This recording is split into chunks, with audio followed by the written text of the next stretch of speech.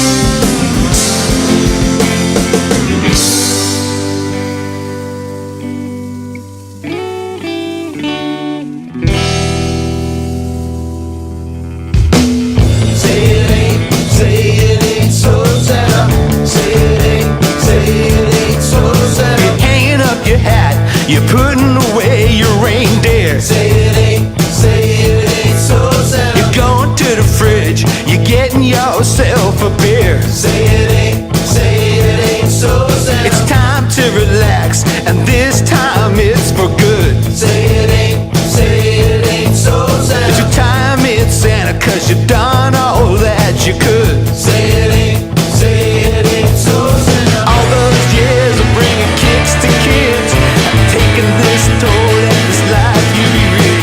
You kick up your feet and let out a sigh and start catching up on your CSI. Say it ain't so sad. Say it ain't so sad. You're hanging up your hat, you're putting away your reindeer. Say it ain't so sad. You're going to the fridge, you're getting yourself a beer. Say it ain't so sad. It's time to relax, and this time it's for good. Say it ain't so sad. It's your time in Santa, 'cause you've done all that you could. Say it ain't so sad. Mama says, put your feet up, hun. You've done a great job, now you're all done. No more L's will be under your feet. Sitting by the fire, be such a treat.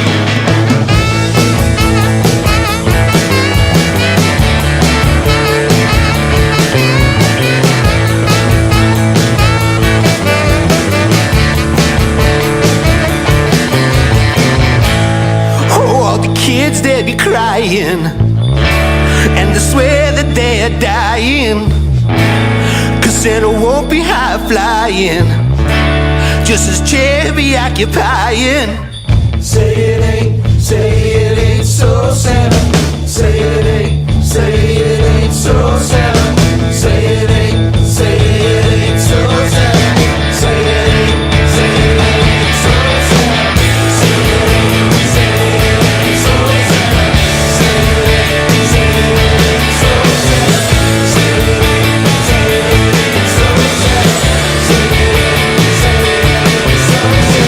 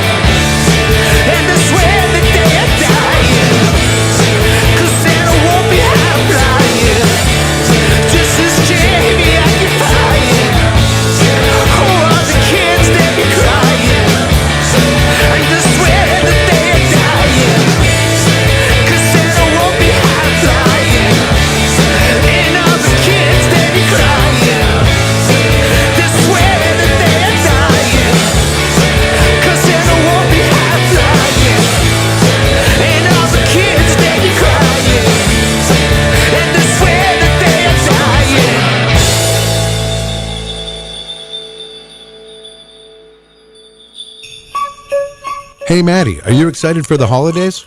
I am, Peter, but I hope that Santa makes it to every kid's house in Manchester this year. Yeah, I'm worried about that too. I know how you can help, though. Wow, Peter, tell me more. Well, I know the people of Manchester will band together to help our kids. It's going to be a miracle on Elm Street. Peter, I believe in the people of Manchester too. What do we need to do?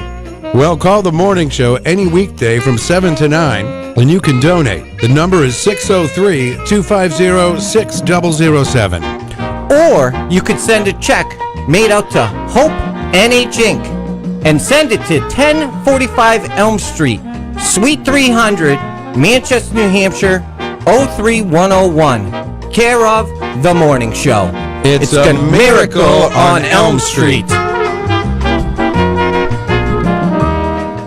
Come on down to the Hop Knot at 1000 Elm Street, Manchester's premier craft beer and gourmet pretzel bar. Tell us more, Trudy. We make our dough fresh every day. We make a variety of styles of pretzels and serve craft beer, cocktails, and a few bottles of wine. We do the traditional pretzel, and we have multiple flavors for that. We also do stuffed pretzels, pretzel sandwiches, free dessert pretzels, and pretzel knots. The Hop Knot in the Brady Sullivan Plaza at 1000 Elm Street. Bring your kitchen to life with Queen City Cabinetry, located at 87 Elm Street in the historic Sunbeam Mall in Manchester. Open Monday through Friday, 9 a.m. to 5:30 p.m. and Saturdays, 10 a.m. to 2 p.m.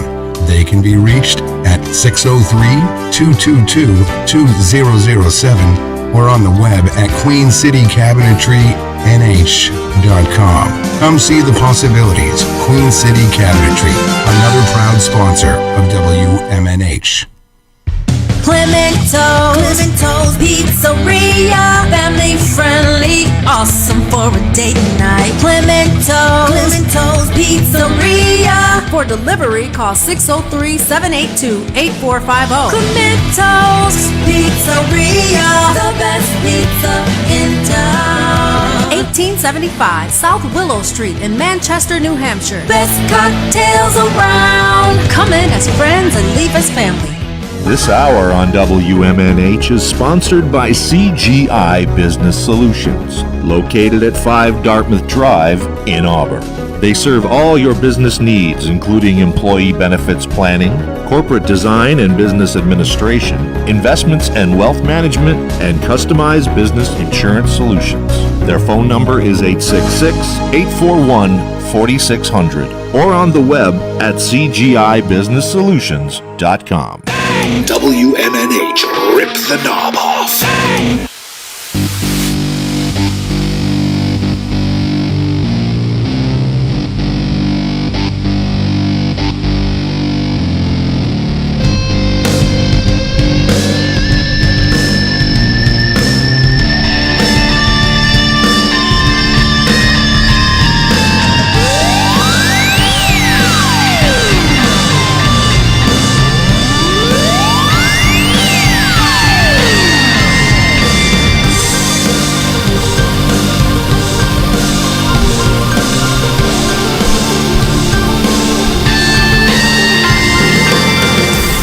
Hello, everybody. Welcome. Here we go. It's that time again. Matt Connarton Unleashed, and we are live.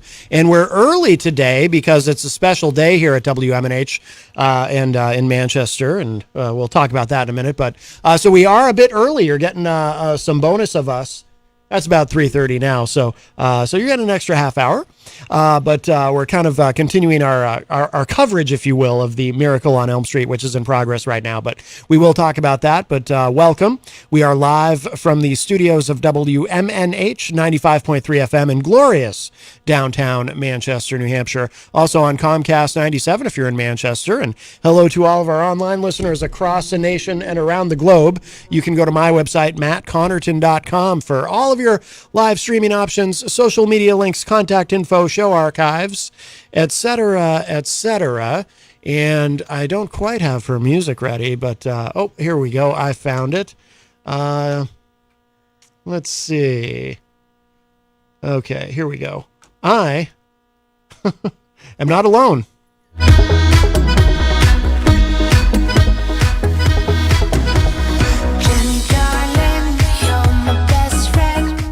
Jenny is here at the news desk. I am present. Yes. Although you had me cracking up there.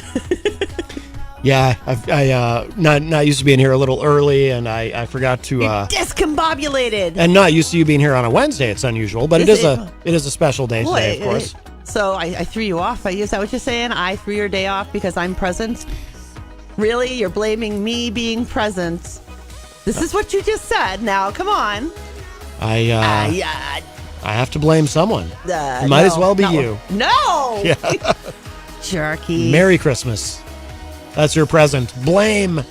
Really? You get blame. Really? Yes. I'm going to return everything. Well, anyway. So, I'm giddy. Welcome, everybody. Of course, we are live on WMNH 95.3 in downtown Manchester, also on Comcast 97 if you're in Manchester. And hello to all of our online listeners across the nation and around the globe. You can go to my website, mattconnerton.com, for all of your live streaming options, social media links, contact info, show archives, etc., etc. Today is Wednesday, December 7, 2022. And so it is Pearl Harbor Day. We should mention that. That sometimes gets lost because it's not a federal holiday. Everything is open. But it is Pearl Harbor Day, of course, so it's a very important day to remember as we commemorate that in American history. But it is also the big day is here. We've been talking about it. Miracle on Elm Street. It is happening right now, and that's why it's kind of an unusual day here at WMNH. Of course, Peter White broadcast as usual this morning from 7 to 9 a.m., the morning show with Peter White. You can hear it weekdays, 7 to 9 a.m., with a replay from 2 to 4 p.m. right before this show. And just finished up a little while ago. And now, it's hard to do. You can't really do a seamless transition because we just have the one studio. It's not like... it's not like on television, like you're watching cable news and one show ends and another show begins from another studio. So we played some songs in between, but here we are. We got the go ahead to just go ahead early. And as we continue, we're not only going to talk about that today, of course, but we'll talk about some of the things that have been going on in politics. And there is big news, of course. Oh, someone forgot their hat. But I just realized someone left a hat. I don't know if that's Peter's or anyway. Yeah, it's been a busy day here. So, we'll talk some politics as usual and whatnot. And today we have a little extra time for it. But we do also want to talk about the Miracle on Elm Street. And I think we're going to be getting a couple of calls during the show today from the bonfire. Thank you, as always, to Pat Mills for stepping up and, of course, allowing that to take place there at the bonfire. The big party officially starts at 4 p.m. So what happened here today was... the morning show from 7 to 9 a.m. And then Peter, I think, came back on the air around 10 a.m. and broadcasting right through all the way up until a little after 3 p.m. So it's been a full day. He's got a long day. Very long day. A very long day. But I know he loves it. Fun. Oh, yeah. But it's fun. Yeah. So we got to come in and be part of the sort of the extended remix of the morning show in the afternoon. I think that's the closest I've ever been on. Now that you mention that. What do you mean? I think that technically was the first time I was ever a part of the morning show. Oh, you've never been on the morning show? No. Oh, okay. So I technically had that. There you go. There you go. But that was fun. So we knew we were going to be going on early, so we got here nice and early and got to participate in the morning show and all the great people who were here. And the studio here looks incredible. I'll go to the live shot for those watching online. I don't know how well you can see. I mean, not everything that was here earlier is still here because they brought some of the toys that were dropped off here at the station down to Bonfire for the big party, which again that starts at 4 p.m. So if you're out and about or you're thinking about going out, that is a great place to go. The Miracle on Elm Street at Bonfire. Like I said, it officially starts. Come say hi. Officially starts at 4. So we'll be heading down after the show for a bit as well. So hope to see you there. Peter mentioned something to me about there's going to be food there, and I'm like, well, you're not only speaking to me, but you're speaking directly to my stomach. And it is its own entity, of course. As you all know, it's my stomach's world, and you all just live in it. I think that's kind of creepy. I think longtime listeners are aware of that by now, and hopefully comfortable with it. Maybe they've moved in furniture at this point. Well, no, there's no room in my stomach for furniture. That's not? because that's where the food goes. Well, then why am I in there? How dare you're not in my stomach? That would be bizarre. That's what you said. No. I didn't say the We're world. all in it. No. I Yep. didn't say the world was in my stomach. I said it's my stomach's world, and you all just live in it, as in the world which belongs to my stomach. Yes. Yeah. So I'm glad we've been able to reestablish that. No. But yeah, so it's a big day. So the Miracle on Elm Street going on right now. Peter had a full day of broadcasting here, and now they've all headed down to the bonfire. Like I said, I think we'll be getting some calls from the bonfire today during the program. So we look forward to that, kind of keeping us up to date on who's showing up with what. Keeping close track of who donates how much. No, I'm kidding. No one's keeping track of who donates how much. Stop it. Really? No, I'm just being silly. No. But in all seriousness, we will be getting calls during the program today for just talking about, well, maybe who's showing up, but the toys that are being dropped off and the donations. This is the third annual Miracle on Elm Street, and the first two were a rousing success, just really spectacular. And I assume that this one's going to turn out to be even bigger. I should speak of it in the present tense because it's happening right now today. But I think this one will turn out to have been even bigger than the first Which is two. awesome. Absolutely. Which is awesome. I think it was over 200 families helped last year. Yeah. And who knows what that number could look like this year, depending on how much money is raised and how many toys are donated. It's so amazing. I love seeing this. And the greatest part about it to me is that this is all about our community. This is everything that's raised, all the toys that get donated. They stay right here in Manchester. They help kiddos right here in our own city, and help moms and dads and parents just be able to be there for their kids and have a good day. And it's a little smile we can give them. And boy, I think they could use it. I really do think they could use it. This could be a great year. I'm really excited because what I'm seeing, I bet you it's going to be bigger than last year. Yeah. I really do. Oh, I'm sure. Absolutely. This city is so generous. It's awesome. We have so many businesses that are just so generous. I've got the poster here, too. I just want to make sure we don't forget any important details that we want people to know. So, of course, it is a toy drive for Manchester's kids through the Manchester Housing and Redevelopment Authority.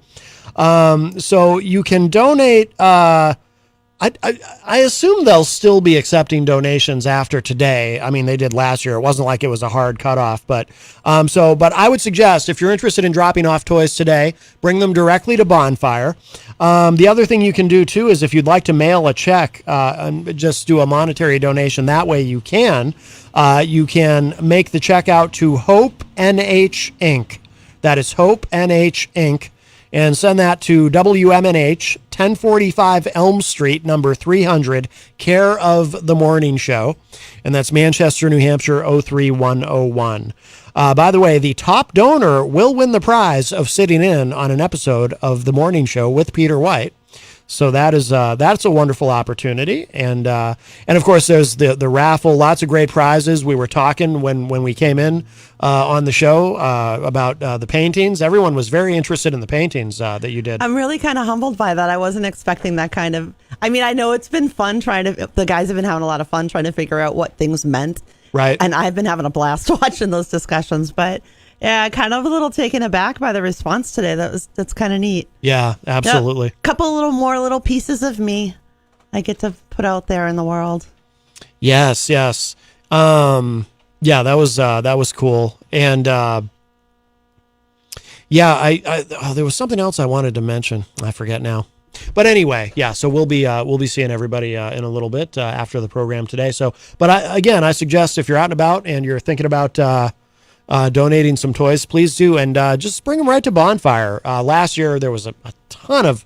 I was just amazed at. We did a little bit differently last year. We were doing a live remote there, which is it gets a little cumbersome. So this is probably the better option the way we're doing it this year. But it was just amazing being there all day and just seeing all the donations show up. And then the year before, it was different. I don't think Bonfire was involved the year before, so it was all the donations were coming right to the station. And I just remember walking into this room every day and just being amazed Yeah. at all the toys that had been donated. It was, I mean, this room was full. It was incredible. Yeah, come on down to the bonfire, donate a toy, and come say hi to the gang. A bunch of them are down there now. We're going to get to come down after our show. And yeah, just come say hi, and you'll have a great feel-good moment. I mean, how can it be any better? Give something to a kiddo. And if you're thinking last minute you want to grab something before you come down, go for it. Think of anything: hats, gloves, sleds, games. Think anywhere between youngsters to up to age 13, those teenagers. You think of things like that. Grab it and just come on down to the bonfire, say hi, drop it off, and go home with a smile. And the band Scalawag is going to be performing. So during the changeover between shows, I did play one sort of quasi Christmas song. I played that band. They're a Boston band. Stop Calling Me Frank. They have that song "Say It Ain't So Santa," which is kind of funny. But I also played a couple of songs from Scalawag. They are performing tonight at the Miracle on at the bonfire. I think they're going on pretty early, so don't get there too late. You definitely want to see them live. They're really good. They're playing this year. They also played last year, and we've talked about too. They played a cancer benefit that you did. Yep, they helped me raise funds for the Payson Cancer Center in Concord. Yeah. So they're really good guys and great musicians. At the break today. Or actually a couple of breaks, because we started the show early. I'm going to play some more Scalawag. They've got a ton of music. And, they're awesome. They really are. If you hadn't had a chance to see them live, come on down. They're really great. And there's no swears in their music, so I don't have to make radio edits of anything, which is nice. See where your brain goes. It's nice when you don't have to make a radio edit. Well, I did have to make a radio edit of another band that I played on Monday is they're the band that now I'm forgetting what they're called. Oh no. Ooh. There's a band at the Hop Knot on Friday night, because the Hop Knot they do. Oh my gosh, I know who you're saying too. Yeah, they do. No, they have a really cool name. I'm grabbing the list here. Name. I oh my gosh. Whoops. It's like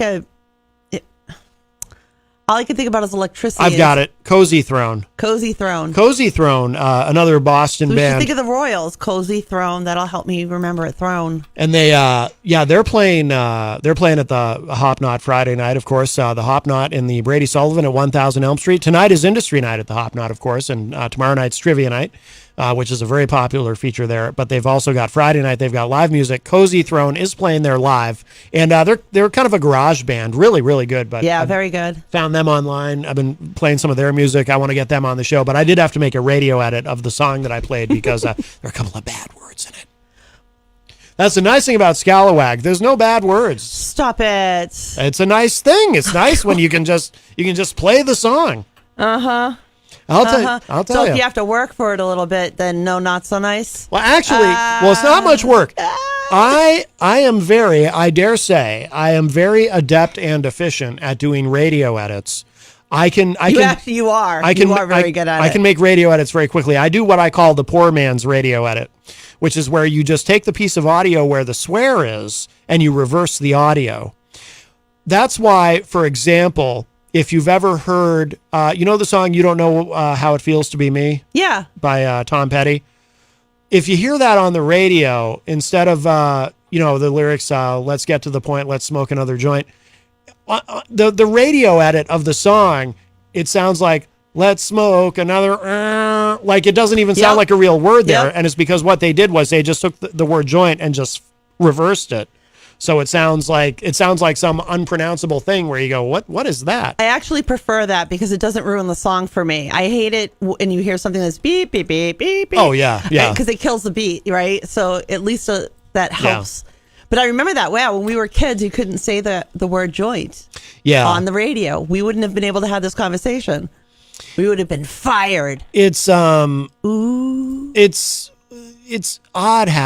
to think about how some things, the way things have changed over the years in broadcasting, in that there are some, there are words that you would get in trouble for at one time that you wouldn't get in trouble for today, but there's also words that you wouldn't get in trouble for at one time that you would get in trouble for today. That's true. Yeah, no kidding. Yeah, you're right. And you can actually, they happen to be talking about this on Howard the other day. Of course, Howard Stern is on satellite radio, so they can say whatever they want. They're not under any FCC regulation, but they were sort of reminiscing about how when the Janet Jackson thing happened at the Super Bowl for some reason, it affected all of broadcasting, like even radio, which it had nothing to do with radio, but even radio, all of a sudden, like everybody was tightening up, and there were words that you couldn't say anymore all of a sudden. And although shows like when Howard was on terrestrial radio, or when Opie and Anthony was on terrestrial radio, it did get, I mean, they really pushed the envelope as far as what they were doing. So, but then, of course, there was that massive overcorrection that happened after the Janet Jackson thing, which was strange. Now, of course, on this program, as we all know, we keep things in the bounds of good taste. You're more of a PG-13 vanilla kind of thing. I've got a little bit of shock jock in me, but I try to... well, that's not for here. But I try... Well, there is the other show. Yes, of course, Matt Connarton Unsheathed, which is not carried here on WMNH. That show, that is behind a paywall. And as Midas once said, if you don't know how to find it, you can't afford it. But... yeah, I've gotten in a little trouble a couple of times on the program, but I always say, what do I always say about what is my goal when somebody asks me, Matt, what is your goal with your show? What is your objective? What is it that you're trying to accomplish? Don't get fired. That's right. Yeah! I come in every day, and that is my number one goal with this program. That is my what goal is to not get you fired. That's right. Well, that's a good goal as well. Yes, come in every day and don't get fired. And so far, so good. Do you realize it'll be 6 years in April? We're only so weird. We're only 4 months away from 6 years. And there's a Hopwood, and he's shushing me like I'm not supposed to acknowledge that he's here. But it's too late. I have acknowledged that he's here. John Hopwood has joined us in the room, and he's taking pictures of something. He looks like he's looking for What evidence. is going on? He does. He looks like he's. Wait, hang on. What's up? I needed a picture of the Toys for Goys thing because my show's in a few minutes. Oh, that's right. Your television program. What did you just say? Toys for Goys, isn't that what it's called? Goys? Goys, yeah. Are you trying to say what I think you're trying to say? Well, short for Goyim. Stop it. No. Well, Toys for No, Goys. stop it. Is that a type of bean or something? What is that? I don't understand what's happening. I think that's rather on the fence. I don't think bit so, on the rude since I'm a side. Goy. I think you should leave the Yiddish words to the Jews, people. Yeah, but stuff like I do change my sugar into my sugar nuts. Goyim, darling. Oh. Goyim. In New York, I always Goy. heard the Goys. But no, you shouldn't really say that anyway. It's not really okay. Oh, we're just talking about the Goys, you know? Stop it. The Goys are back in town. Oh, That'll be a song, but the Grease Man already did that about 40 years ago. Right. Why don't you put headphones on if you're going to stick around for a bit? No, I got to get upstairs because we're going to be covering the major issue of the day. The Miracle on Elm Street? No, Aaron Judge just got 9 years for $360 million from the New York Yankees. Oh. Aaron Judge. I think I might know who Is that is. a lawyer? No. Is it a judge, like a real judge? Is it a judge? No, he's 6'7" and he weighs 280 pounds, and he plays for the New York outfield for the New York Yankees, and he hit 62 home Yankees? runs. You were thinking of you were thinking I of, agree. Following? You were thinking of Judge. What can you do? You know, you know. It's been a long time since I played baseball, and I was in the Army. Oh, it was kind of softball, I think we played. But you know, like Justin Verlander just got 2 years for $86 million at 40 years old. And I'll just say, I refused to go to law school. I even had a seat in a law school because that's what my father wanted to do, and I sure showed him, didn't I? You sure did. Wound Wow. up in a low income bracket. You stuck it to him. Should have been, yeah, I did. I could have become I was thinking criminal law, you know, stuff like that, which was kind of nauseating. And we won't go into any further than that. But I could have been a sports agent, right? Oh, yeah. And I'd be living the sladkaya zhizn, as the Russians say, the sweet life. You know, I'd probably be dead of a heart attack or have 4, alimonies, but it's not, it's not too late. I mean, do any of these goals still appeal to you? Or I guess they weren't goals or you would have pursued them, but any of these ideas? Well, I'll tell you what, I'll come back at 5 o'clock. Okay. Hopefully we'll be on another subject. We'll do some career counseling then for you? Is that what you're saying? Are you going to mesmerize me? Because I don't have my real glasses on. Why You're don't? Why? I forgot. Oh, really? What are you wearing then? Are those fake glasses? These are glasses like, that you buy As for like opposed to real? $5 or $2, and they're in the car. Oh. Backups. I've also got this other pair. Oh, my God. Wow. Boy, they really... You start cleaning out all your pockets here. You got a lot They of. really yeah, look at this. Chords. You I'm got a- actually an AI. Wow. I'm from Greensboro, North Carolina. Oh, boy, these ones, you just guys pop right out. Really? They're magnified, yeah. Oh. They're cool, though. Look at, Oh, my gosh. They got these things. I don't know where they come from. Got these things. Wow, they're pretty I can cool. only imagine the collection that ensues. You ever think about getting? Well, I have parents that, they were elderly, and my stepmother, so I had 3, and they'd always be buying glasses. Yeah, you should just get LASIK and be done with all that nonsense. I know somebody that went blind in an eye. Got What? that in New York in 2006. Will you stop it? That was a very freakish thing, but it happened to her. Well, that is freakish. Blind in one eye, because they don't usually do both at a time. Yeah, I really impressed her because I knew who her uncle was. He was the famous communist that the McCarthyites had got. But he was an obscure one, but that was my specialty. Uh-huh. But I have to be going. I've got the thing for the toys for, tots. That when it's not toys for Miracle tots on anymore. Elm Street. It is miraculous. Yes. You're miraculous. I thought those were John. reindeer. I thought those were reindeer antlers. What? Oh, on my head? Are they cookies? I'm hungry. You want a donut? I'll see you. All right, John. John Hopwood is leaving us, but he'll be back later. Let's see. Very nice. He just came in to take a picture of a poster. All right. Well, very good. Well, the phone line is open, 603-250-6007, if you'd like to join us today. 603-250-6007. You can also text me at 617-917-4476. Tweet me at Matt Connarton or send an email to matt@mattconnerton.com. And, of course, you can interact and opine in the Facebook live chat, and we'll say hello to everybody in there in a moment. Not too many people in there yet because we're on. We're early. We're early today, but the Gonna throw everybody off. best thing to do, yes, the best thing to do so that we can hear and enjoy your dulcet tones is to give us a call at 603-250-6007, 603-250-6007. And if you are just joining us, yes, we got an early start today. It's been a day full of live broadcasting here. We had Peter White, of course, did his usual 7 to 9 and then came back on at 10 a.m. And I think was on all the way straight through until we got here at a little bit after 3 p.m. And we got to be on the afternoon, the special extended remix of the morning show in the afternoon for a few minutes with everybody. It was a full house here. And then we got to start a little bit early. We did a changeover, played some music from the band Scalawag, who is performing tonight at the Miracle on Elm Street at Bonfire. So it's a special day here at the station and in downtown Manchester, New Hampshire. So lots going on, but the Miracle on Elm Street, it is finally here. If you're just joining us, today is the day. And we will say hello to everybody who is in the Facebook live chat so far. Jenny, I see you're in there. I'm everywhere. Also, Tom Blanchard joins us in the chat room and says, what is this, like Spanish or something? What is this? What? Bones? Not Spanish. Oh, what is that? Didn't you take French in school? No, I took 3 years of Spanish. I remember almost none of it. I remember ¿Cómo estás?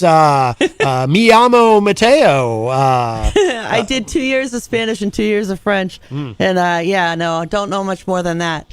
I know that I liked French better because my name was Janvier.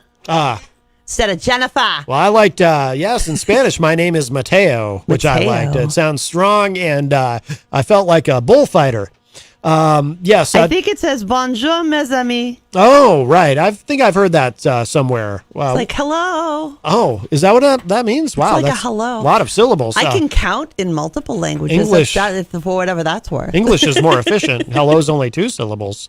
Melanie La Liberty from the great state of Vermont joins us. Hello. Also, Isaiah Aline says salute. Isaiah, of course, the Illuminati candidate for the presidency. Melanie's... Sandoval. Huh? I said Sandoval. What does that mean? It's like he said salute, so I said Sandoval. It's like a toast. Oh, right. I like toast. Not that kind of toast. Okay. The kind of toast that has bubbles sometimes if it's champagne-y. Oh, right. It involves usually a beverage that comes fermented. I see. Or maybe not fermented. Or I'm not sure now. Okay. Melanie says only the true fans are here. That's right. Also, hello to Mike from Queen City Cabinetry in the historic Sunbeam Mall.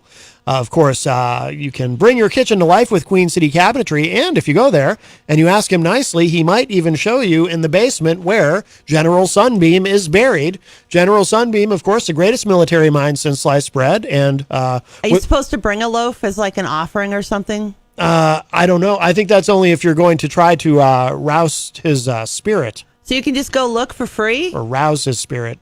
I think so. I don't think there's a charge, but I mean, there's not much to see. It's just like, he just shows you where in the basement he's supposedly buried. And there's even a rumor that Jimmy Hoffa is right next to him. Do they keep a toaster down there too? A toaster? Yes. Well, that would be, that could be interpreted. Sunbeam. That could be interpreted as a way of marking his grave, but it could also be interpreted as mocking of him. If somebody shows up with a toaster. I wasn't prepared for that. Go back. So I don't know. I don't know if they keep a toaster there. I'd be a little iffy on that, but I think you can go down there with a Ouija board and try to summon his spirit. But in all seriousness, we should remember General Sunbeam. We were talking a few moments ago about speaking French. And I think what Tom Blanchard was trying to do by putting some French into the chat room was remind us that were it not for General Sunbeam, we'd all be speaking French right now. Because when the French attempted to invade America, it was General Sunbeam and his army. Because he didn't use the actual United States Army. He assembled his own army because it's General Sunbeam and he can do whatever he wants.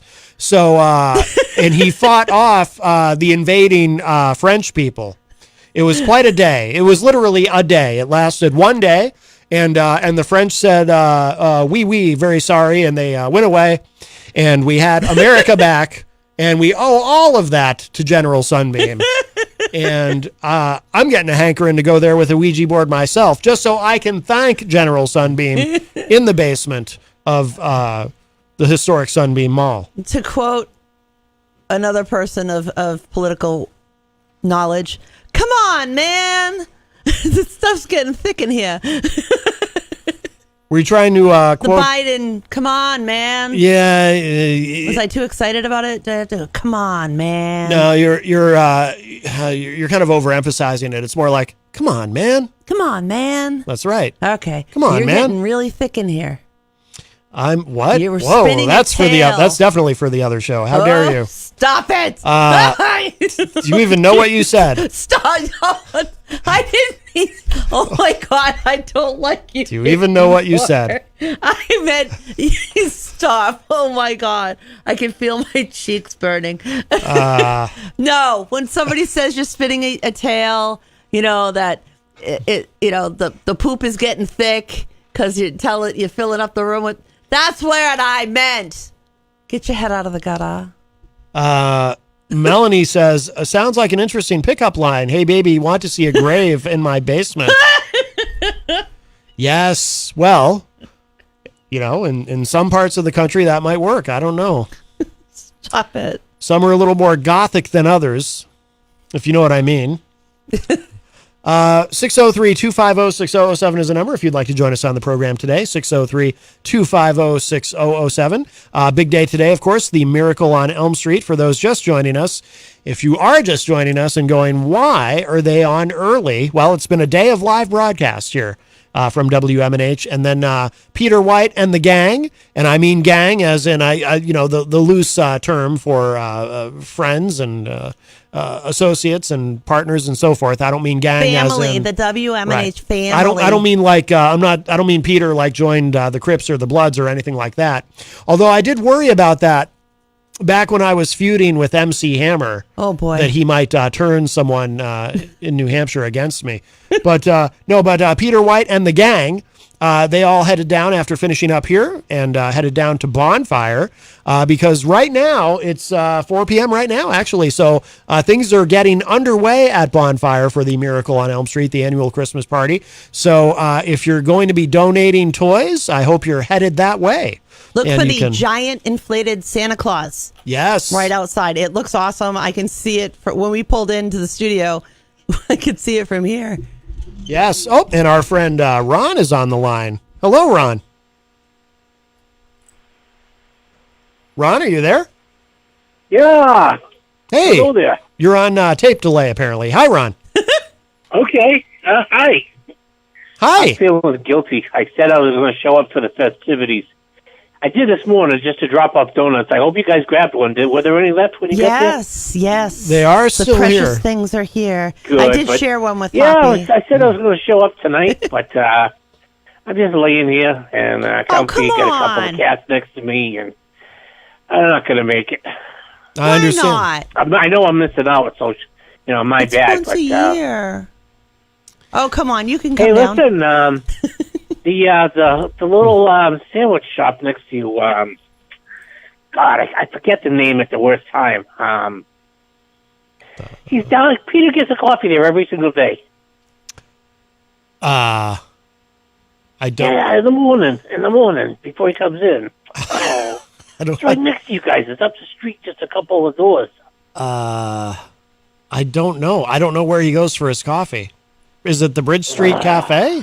Bridge. Oh. Yeah, that guy, he was wicked cool. He donated $1,000. Oh my goodness! Wow, he donated a grand. Bridge House Cafe. Wow. Sounds. Geez, he might be getting that spot there with a guest appearance on the morning show. That's incredible. Wow, good for him. Well, thank you to the Bridge Cafe. Shout outs to Bridge Cafe. Absolutely. That's incredible. $1,000 for the Miracle on Elm Street. Awesome. That is so wonderful. cool. That is That wonderful. was pretty awesome. I was like, wow. Absolutely. We Excellent. live in a great city. We do. We really do.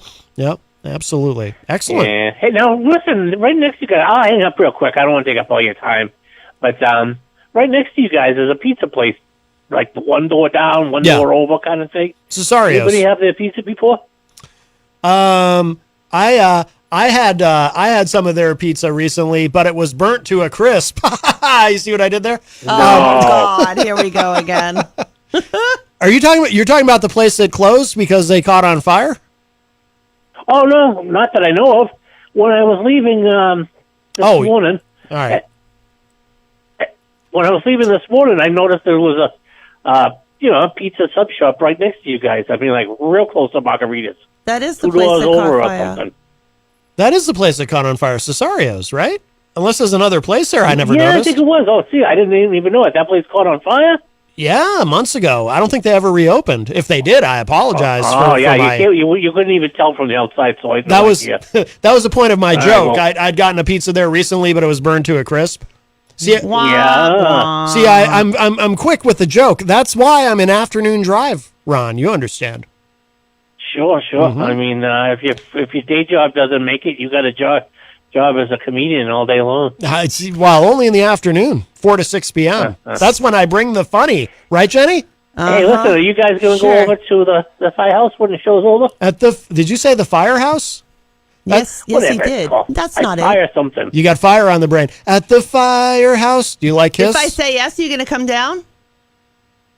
I really want to see you guys. I do, tell you the truth. The bonfire is what it's called. Is that what it is? The bonfire? Okay, I was. Yeah, we're I gonna- was thinking firehouse. we're Throw gonna- some shoes on. I think Well, more than shoes. I We need. inherited a little dementia. We're gonna need Ron to put on more than shoes. He likes to be nude. I forgot who I was I'm talking to. when I not naked said right that. now as I talk. Yeah. Well, Jeez. well, I just assumed, but There's the descriptor. yeah. So you'll want I to put never on. have clothes on unless I have to. I never have clothes on. Yeah. So. Okie dokie. So you'll want to put on more than shoes. I don't know what. I don't know how that works legally. I think there are places in the United States where you can actually walk around nude, but I don't think that flies here in Manchester, New Hampshire. And it rather has wet been out. it's been a warm day, but yeah, it's been raining, and so You'll get very Yeah. cold. No, I'm shy. I'm a little shy. I couldn't do it. yeah, or maybe put on a muumuu. You shy? Oh, come on. All right, I'm just sitting here yapping, and before you know it, I'm going to have hate mail from everybody that's out there listening. Oh no! So, no. yeah, you might end up seeing me over there, and I hope you guys go. I hope so. Yeah, we're gonna head down for a bit after the show Yes, today. we are. Excellent. Yes. Excellent. All right, so it's the bonfire. Okay. The bonfire. Messing that up Big all the time. Santa Claus out front, or Santa Claus. There's a big Santa Claus out Yeah, there. yeah. I heard that today. I was like, oh, that'll help. I'll know where to go. Yes, you will. Or well, All right, guys. And if that fails, there's a sign that says bonfire. I know, but I keep getting firehouse and on fire. and At the everything's stuck in my head. firehouse. Stop Something it. You're about going to fires stir in him my up head. again. That's not helping. Yeah. I know. All right, Ron. Well, yes, we hope to see you there. God. No pressure, but we hope to see you there. All right, guys. All right, You're Ron. good. All right, thank you. Bye-bye. You're getting a big hug for me. All right. Bye-bye. All right, that was our friend Ron. I usually end the call with Ron by saying stay nude, but I didn't say that this time because we'll need him to be clothed if Don't he's encourage him. joining us. Hi, welcome to Matt Connarton Unleashed. Who's this? It's Main Man Murky. Oh, my goodness. Wow. It's Main Man Murky, and it's kind of a somber day. It's the finale of Not Even a Show, and I just got I guess what you could call a pink slip, I suppose. They told me that this is my final ever cold open call, and the cold opens aren't big with the kids anymore. And they told me I'm fired, basically. Yes. But they also told me that I could make one final call and one final cold open, and they gave me my choice of who I would be able to do it with. And there's only one man I want to do the final cold open with, and it's the man known as Matty C, who's my hero and who's the eternal green host. Oh, well, thank you, so cool. Thank you, Main Man Murky. And listen, everybody gets fired. It just means there's something better. Well, no, there won't be anything better. What's better than not even a show? No, there's not a lot in this field. There's not a lot of opportunity in this field. This was kind of the one job in this field. So yeah, it's not. I appreciate your positivity, and also I wanted to say hi to Jen as well. But could we get one big triumphant in unison? Let's start the show, and maybe say for the last time ever, let's start the show. So you want us to say for the last time ever, let's start the show? Yeah, and We gotta do just it to be together, clear, so though, you it doesn't necessarily mean Not Even a Show's ending. It's just the last of. This is actually confusing for everyone. Right. But this is what I have to say, though. So they told me I have to say this. So for the last time ever, let's start the show. All right. Should we sound somber or upbeat or somewhere in between? Let's go upbeat with it. Upbeat. Let's finish strong. All right. We're going to finish strong. All right. Ready? Here we go. You do it. For the last time ever. Stop it. Oh, sorry. I thought you wanted me to start, and then we do the let's start the show I thought together. you were going to go 1, 2, 3, We and gotta then get. you just pointed at me. We got to get this right for Main Man Murky. Exactly. We got to get this right. Oh no! I know it's already a disaster. Oh, my gosh. I'm so sorry, Murky. Oh, All I'm right, nervous. All right, ready? I'll start, and then we Okay. do the second part together. Okay. All right, here we go. For the last time ever, let's start the show. Oh, I love you, Maddie. Have a good day, sir. All right, we love you. Take care. That was so cool. Very nice. Very nice. Wonderful to hear from Main Man Murky. But Absolutely. I'm glad Not Even a Show is not ending. Seriously, that had me nervous for a minute. I know. Like, wait a minute. What do you mean? You said it was the finale. I'm like, the finale. It's a season finale, I think. I think he's trying to make us nervous on purpose. You know what's going to happen, though? So Murky will be gone, but then they'll just replace him with someone who speaks and, frankly, looks exactly like him. So there is that really, possibility, yeah. but is it right? So there won't be Is much it change. kind? Well, that's true. I mean, there can Is it fair? only really be one Murky, of course. I can't see there being another. There's only one. And I'm just There's glad. only the one Murky. I'm just glad he referred to me as the eternal green host. That Now, makes see, me feel good. That warmed the cockles of my heart. Yes, yes. I'm a little verklempt, if you can tell. Wow. He really got to me, you know. I am too. Am I allowed to say that? I'm not. Verklempt? I'm not. Pronounce it right. Oh, geez. That's a heavy lift. Verklempt? Ooh, that was good. Really? Yeah, that was actually really good. Okay. Yeah. Wow. All right. I'm always afraid to use those words because I don't know how to say them. You haven't been around me long enough to get the Well, I mean, pronunciations right? No. I mean, really? Yeah. How many years is it going to take? I get very intimidated trying to say those words. I don't want to get it wrong. Do you know how many years? 7? Oh. 8? As of when? Oh, bagged. You are so bagged. No. Now, Jenny's just kidding. Now, we should just come clean. Now, Jenny and I, this is the truth. And no, you shouldn't. Some of you don't know this. Are you sure you should do this? Some of you don't know this, but the truth is, this month, Jenny and I are celebrating our 20th wedding anniversary. Wait a minute. And we have 5 beautiful children, and we don't talk about. We have 5. We're Catholic, but we don't talk about it much on the air because it's a little weird to bring family stuff like that onto the show. But that's why yes, I had so much weight there for a while. It's true. We have 5. Yeah. 5 Truth is coming out. 5 beautiful children. Yes.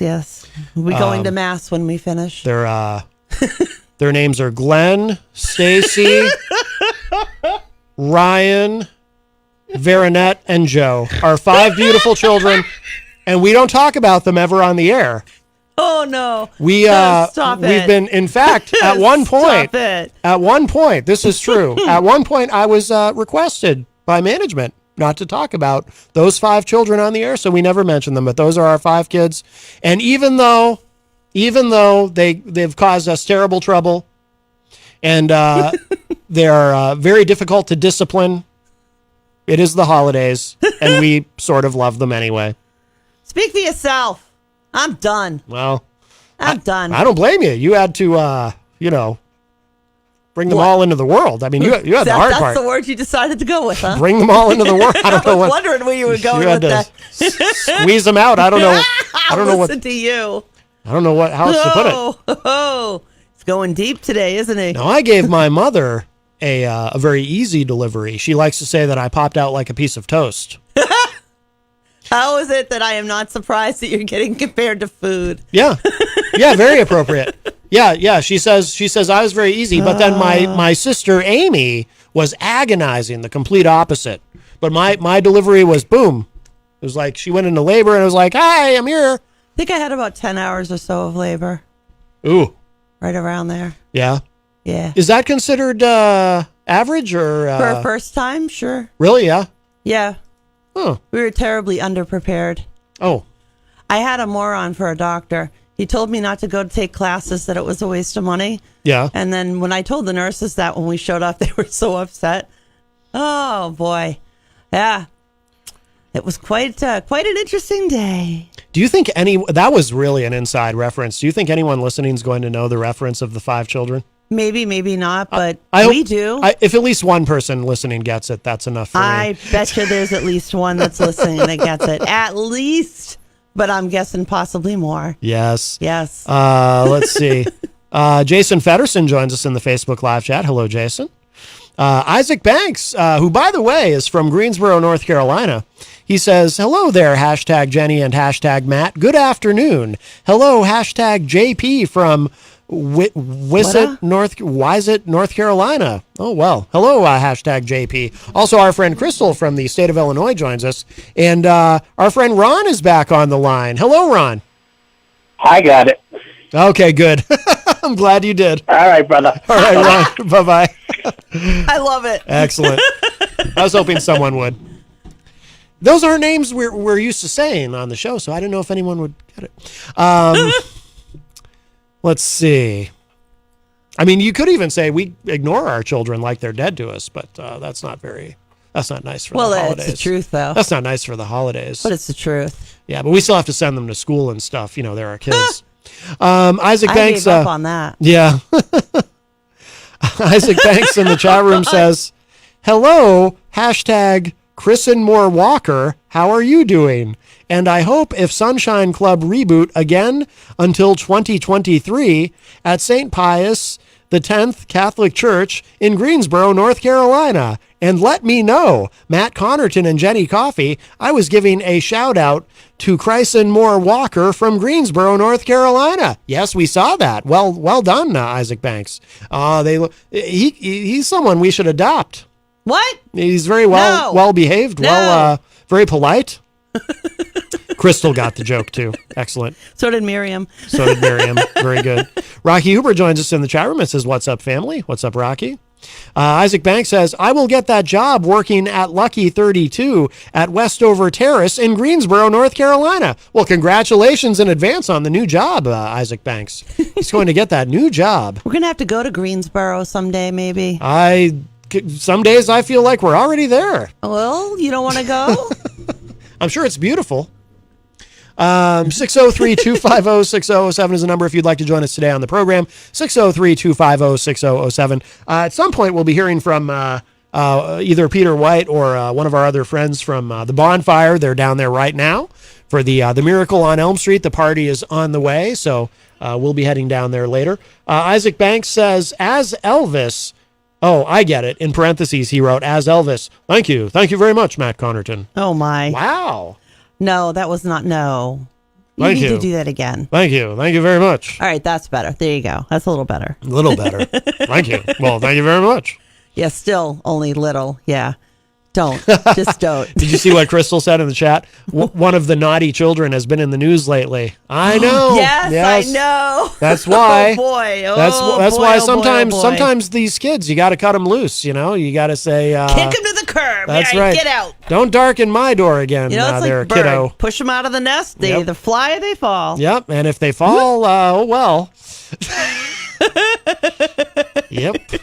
But happy holidays to them, at least. Happy holidays. It is that time. Happy holidays. Well, and I suppose happy holidays to some of the voters in Georgia. Yes. Raphael Warnock. Boy, it was a close election. If you haven't seen the news, Raphael Warnock, the incumbent, the Democratic senator from Georgia, did fend off the challenge from retired football player and werewolf enthusiast Herschel Walker.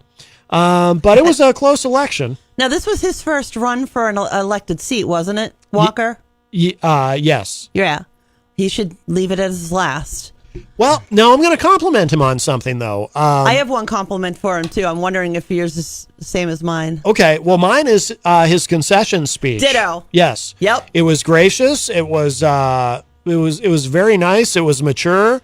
And it was in sentences. That made sense. Yes, yes. It was the most coherent thing I've heard come out of his mouth. No, I think it was sincere, and he talked about it was just very positive, and I thought it was good. There was no election denial, you know, there was no nonsense about they stole it from us, and no, he might have even been a little bit relieved. I don't know, but bet his family is. But no, it was and there was something in there too about respecting the Constitution, which I thought was interesting that was included.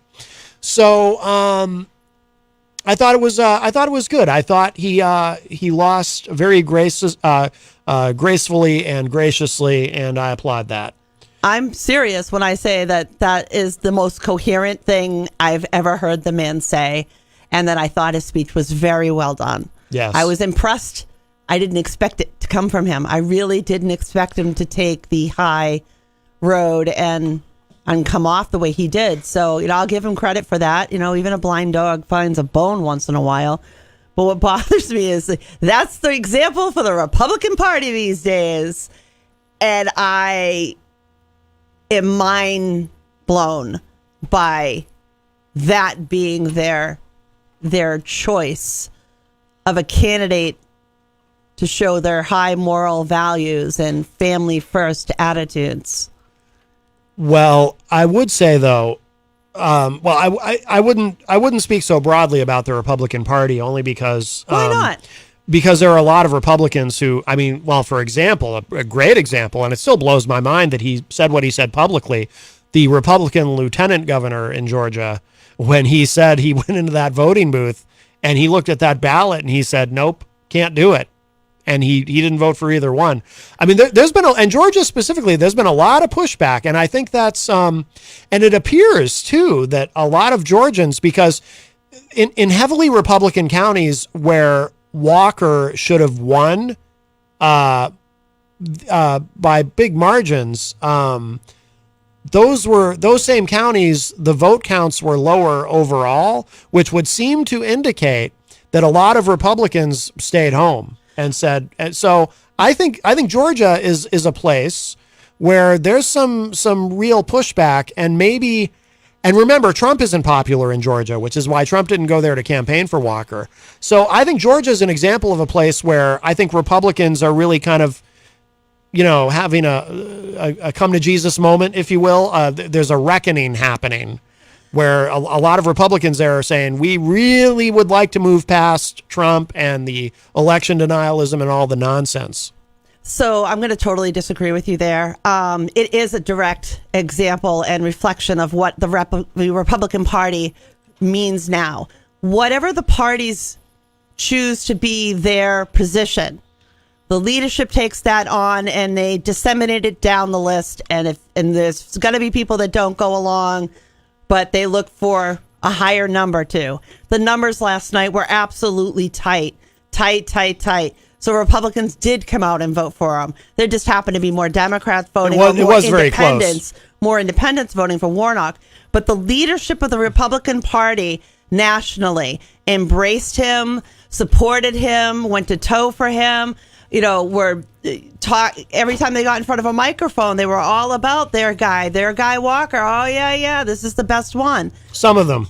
Well, the leadership, and that's what I'm saying. The party, their position, what shows you what that party is done by the leadership. Doesn't matter what anybody else votes. It's the leadership that sets this is the way we're going. And the leadership came out in droves, like, Mr. Lindsey Graham there, and they all came out in droves to support him. They touted him as a pro-life candidate who has had, I don't know how many abortions attributed to him at this point. They touted him as a family man. One of the founding principles of the Republican Party is family first. This man doesn't take care of his own children, and one of his own children made a video and put it out there to the world to ensure that other people knew that he was lying, that he was a disgusting lying. Multiple videos. Right. Christian Walker, yeah. So seriously, so he's supposed to be their family first candidate. The leadership went down there and touted this man as the Republican Party choice. And he's the example. They put him up there. This is their example. This is what the Republican Party is now. And you wonder why so many people have left the party and become undeclared or independent, myself included. Yeah. It's not the party that I was in years ago. It's certainly not the party of Reagan by any stretch of the imagination. They don't even talk about Reagan anymore. And they don't even talk about, Ron Paul or Austrian. You don't hear any of that stuff anymore. No, that's true. It does. Any of the important issues that used to be important are gone now. And all we're hearing about is what controls we need to put on a woman's body, what we should do for Ukraine. I mean, he's disgusting. As a human being, I find the man absolutely repulsive for the amount of times that he has created life in this world and tossed it aside. People who have the ability to toss away kids like they're a bag of trash are people I cannot even remotely comprehend the level of disgusting human they must be and what must lie in their hearts to have the ability to throw a child away and not care. And this is what this man did. And his own children begged us, the public, to listen to them and hear their cry of what they have gone through as his children, and not to allow that to become somebody who can vote and decide what your children can do. And Miriam Banash is with us on the couch. Hi, Miriam. Hi. Welcome. I don't know what I'm doing, but I'm here. Yes. No, we're glad you're doing here. exactly what you should do. Yeah, yes. I brought something I'm going to take down to Bonfire in a little while. So. Excellent. Yes. Oh, they'll definitely love that. When do you see it down there? It's insane. I can't wait. Pull that microphone down a little bit more for you. Yeah. There you go. There we go. Scott Robinson, by the way, also got my joke earlier. And JPV joins us in the Facebook live chat. Hello. And Melanie La Liberty says, "Hey, Miriam," in all caps. Hi, Melanie. So she's very excited to see you. If you'd like to join us today, 603-250-6007 is the number, 603-250-6007. And if you are just joining us and you're wondering what Miriam was referring to with the gifts that she brought, of course, the Miracle on Elm Street, it is happening right now. It is in progress at Bonfire. The party, the official party, started at 4 p.m. And Jenny and I will be heading down after the show for a bit. And if you have toys to donate or a monetary donation or whatever it is, and you're out and about, please go ahead and head to the Bonfire. And Peter White is there, and a host of other luminaries, of course. Kyle Clayton and Gonzo, if he was allowed in, and no, they said he was going to be allowed to look through the windows. Oh, right, Gonzo's down there looking through the windows probably, and Maddie Juno, and of course Matt Cushane from Hope NH Inc., who he's kind of the genesis of this whole thing, the Miracle on Elm Street. He and Peter. And who else was here when we got here? Am I missing anybody? Morning Show Jesus. Jeff Nyan. Yeah, Morning Show Jesus, Matt Cushane. Steve was here. Yep, DJ Steve. Yes. I think that was everybody. There's a lot of people. And then he had a whole lot of people that were filtering through all day. Yes. I know the department, the DPW came in with a donation. The governor stopped in. Not the governor. The mayor stopped in. Yeah, they had a lot of people coming and going during the day, all bringing just phenomenal donations and gifts. Like I listened to Peter earlier today, and he was just really seemed very blown away by the generosity of people. Like, this city really came out last year for, the second one, and you think, oh, wow, look at it. And now here we are. This is the third one, and the city's generosity is definitely coming out, and I really do feel like we're going to be able to help more families this year than last year, which is exactly what everybody wants. The more kiddos here in Manchester that can be brought a smile and some happiness and some peace into their lives right now, that would be awesome. I mean, it's been a heck of a few years for these kiddos, so let's just give them a reason to just be happy and be kids. Yeah, absolutely. And look for the big giant Santee. You'll see him out on the sidewalk. See him yet. You didn't see it? You can literally see him. It's a good size one. I like it. I don't know. I came across the street. I walked past the Hopknot to get here. Yes. And of course, the Hopknot, they're one of the businesses that donated. They donated a $25 gift certificate to the Miracle on Elm Street. And by the way, tonight is industry night at the Hopknot. So if you come down to Miracle on Elm Street at Bonfire and then afterward maybe hit up the Hopknot, they're going to be, I think it's okay to mention it on the air, they're going to be expanding their hours in the new year. So they're going to be open a little later. Nice. Yes. Nice. Excellent. I did not know that. I like that little tidbit. Very cool. I know the Bonfire also donated some baskets, and it's busy gift certificates coming in from all kinds of businesses. Wow. And a really amazing display of generosity, and it just goes to show the heart of the city. Absolutely. We were talking a little bit about Christian Walker. I mean, now I'm thinking about the son there, Christian Walker, who is himself very conservative, by the way. But of course, went against his father with those videos calling him out. And I don't know if you were able to listen on your way here, Miriam, yes. But we were talking a little bit about Herschel Walker, to his credit, gave a very gracious speech and a very positive one in defeat. And I think that was great. And there was no election denial nonsense. And overall, I've been very pleasantly surprised that in the 2022 midterm elections, we've seen very little election denialism, even from some people who I thought were sure to engage in it. But Carrie Lake, the Republican candidate in Arizona, rather. No, Michigan, it was Tudor. Captain of the cheerleading squad of the conspiracy nutcases. Well, she's she's been refusing to concede, claiming the election was stolen.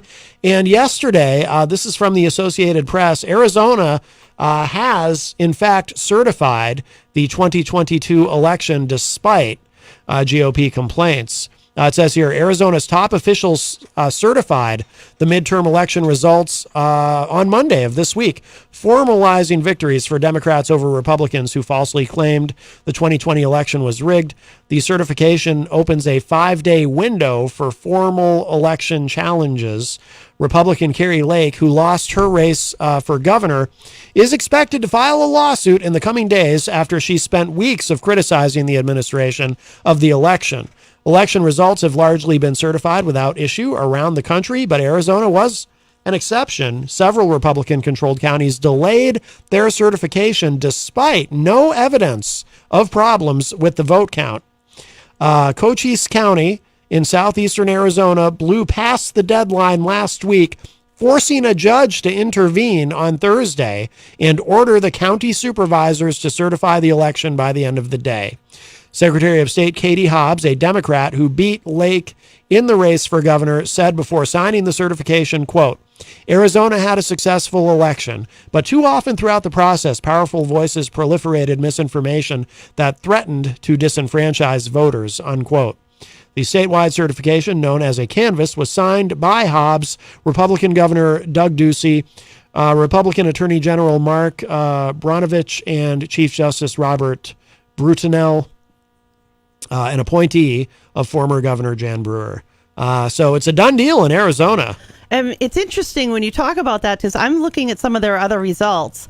And so how did their House districts in 1 and 2 end up winning, because they're Republicans. David Sherwock, I think is his name, and Ellie Crane, both Republicans, both won under the U.S. House. Yeah.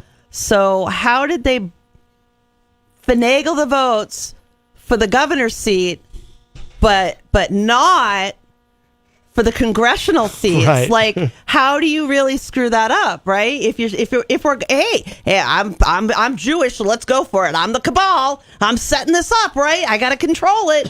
Why in the heck am I going to give away the 2 seats? Why don't I take them too? Come on now. Yeah. How do they get so many votes, but she didn't? I mean, really, come on. Just accept the fact she lost. Maybe it has something to do with the hate and vitriol she spews out of her mouth that turned people off from wanting to elect her. Well, I thought what was particularly disgusting to me was she publicly and unapologetically made fun of, was joking in front of a crowd who she knew would think it was funny, joking about Paul Pelosi being assaulted with a hammer. Awful. Well, she thought it was just funny as hell. And she's not the only one. Glenn Youngkin, governor of Virginia, I think, was it Virginia? He also made a joke, but he ended up apologizing. But no, Carrie Lake, she was joking about it, and she thought it was just hilarious. Paul what are we Pelosi, coming to as a society that's okay? It's disgusting. well, that's okay. It's bad that we live in an era where so many people think that's okay, but it's also good that so many of the people who seem to think that's okay end up losing. So it seems to be it's happening in slow motion, but there seems to be a rejection in progress of Trump. Obviously, he's the guy. Well, I mean, look, a lot of this stuff was always lurking, right? But Trump's the one who came along and made it okay, made it legitimate to just be openly insulting of people and mock people in ways that was not previously happening. He legitimized a lot of that. He made it cool to be a jerk, basically. Yeah. So he also made it a lot easier for a lot of racist garbage to find an ear in the public. Yeah.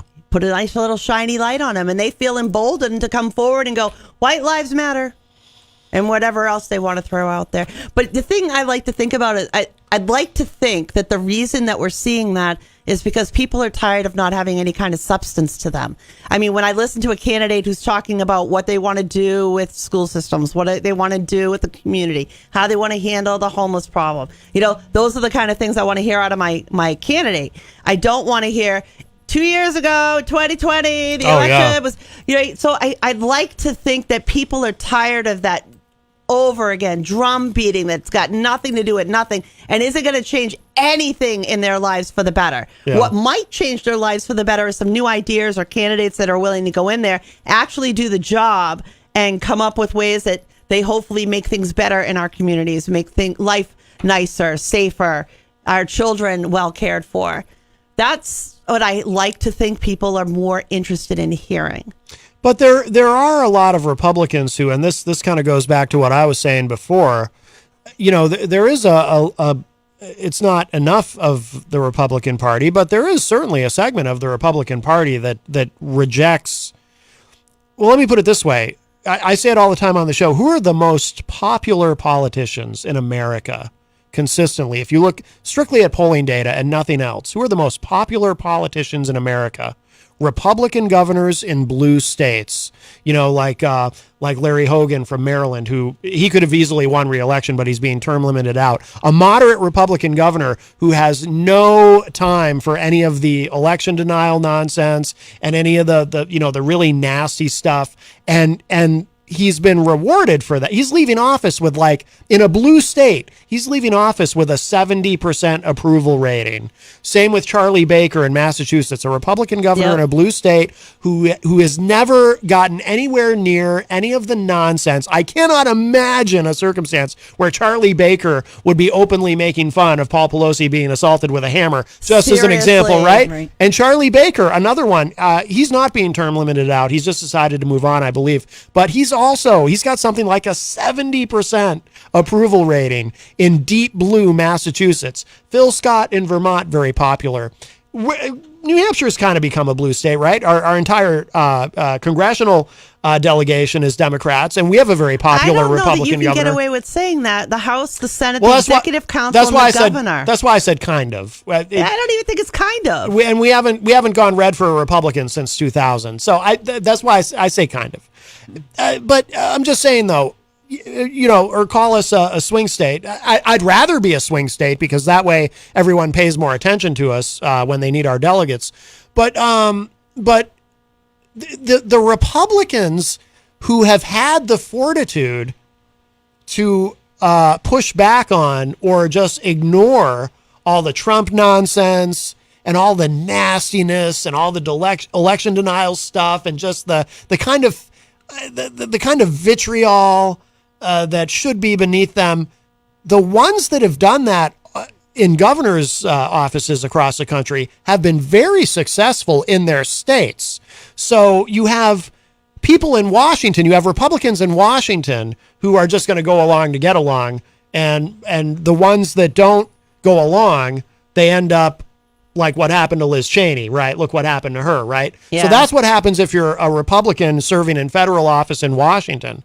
But at the state level, that's where we have good Republicans who reject all of that stuff, and they are rewarded for it by their constituency. They keep getting reelected, and they have insanely high approval ratings. They're very popular. So that's what I was trying to say before. I don't think I really articulated it quite well, but there does still exist a sizable, not big enough for my taste, but there is still a sizable portion of the Republican Party that I think definitely wants to move on from Trump and Trumpism and is more mature and is not into all the nonsense. They're there. I think that lines have been crossed. Republicans might have been along with it for a while, and then things started to get worse and worse and worse and worse. And then lines were crossed, and then January 6th, and people are just saying, all right, forget it. I can't go there anymore. I can't go past that line. Yeah. So, and I think that's what we're starting to see. Yeah. I mean, I don't think we're seeing enough of it in the sense that I do believe Trump is going to be the nominee. And God help us, I do think we're getting a rematch of Trump versus Biden. If anybody really cares about this country, can we just get neither one of them to run? I don't want Trump. I don't want Biden. I want them to go away. I want them to just go away and retire. Yeah. I'd love to see a new candidate from both sides. Oh, yeah. That would be great. and go from there. I think the country would be better for it. I think we should elect a young, fresh-faced 65-year-old instead of just going older and older. What do you think? What do you say? Yeah. I'll go with that. Kennedy was great. No, I say that kidding. We've elected obviously presidents much younger than that. I mean, Kennedy. This state is not shy of electing young people. Kennedy, Obama, Clinton, they were all in their mid 40s. But I'm just making a joke about when I say the 65-year-old thing about that would Biden. Biden just turned 80, and I don't mean to be ageist. I've met 80-year-olds who seem to completely have their wits about them and seem perfectly spry and capable. And he seems like that sometimes, but other times he seems like he's just ready for a nap. And and that's concerning. Yeah, a little bit. That's concerning. you try to shake hands with an invisible person. Not okay. Not okay with this. Some of his language. What did he said something recently that was really bad?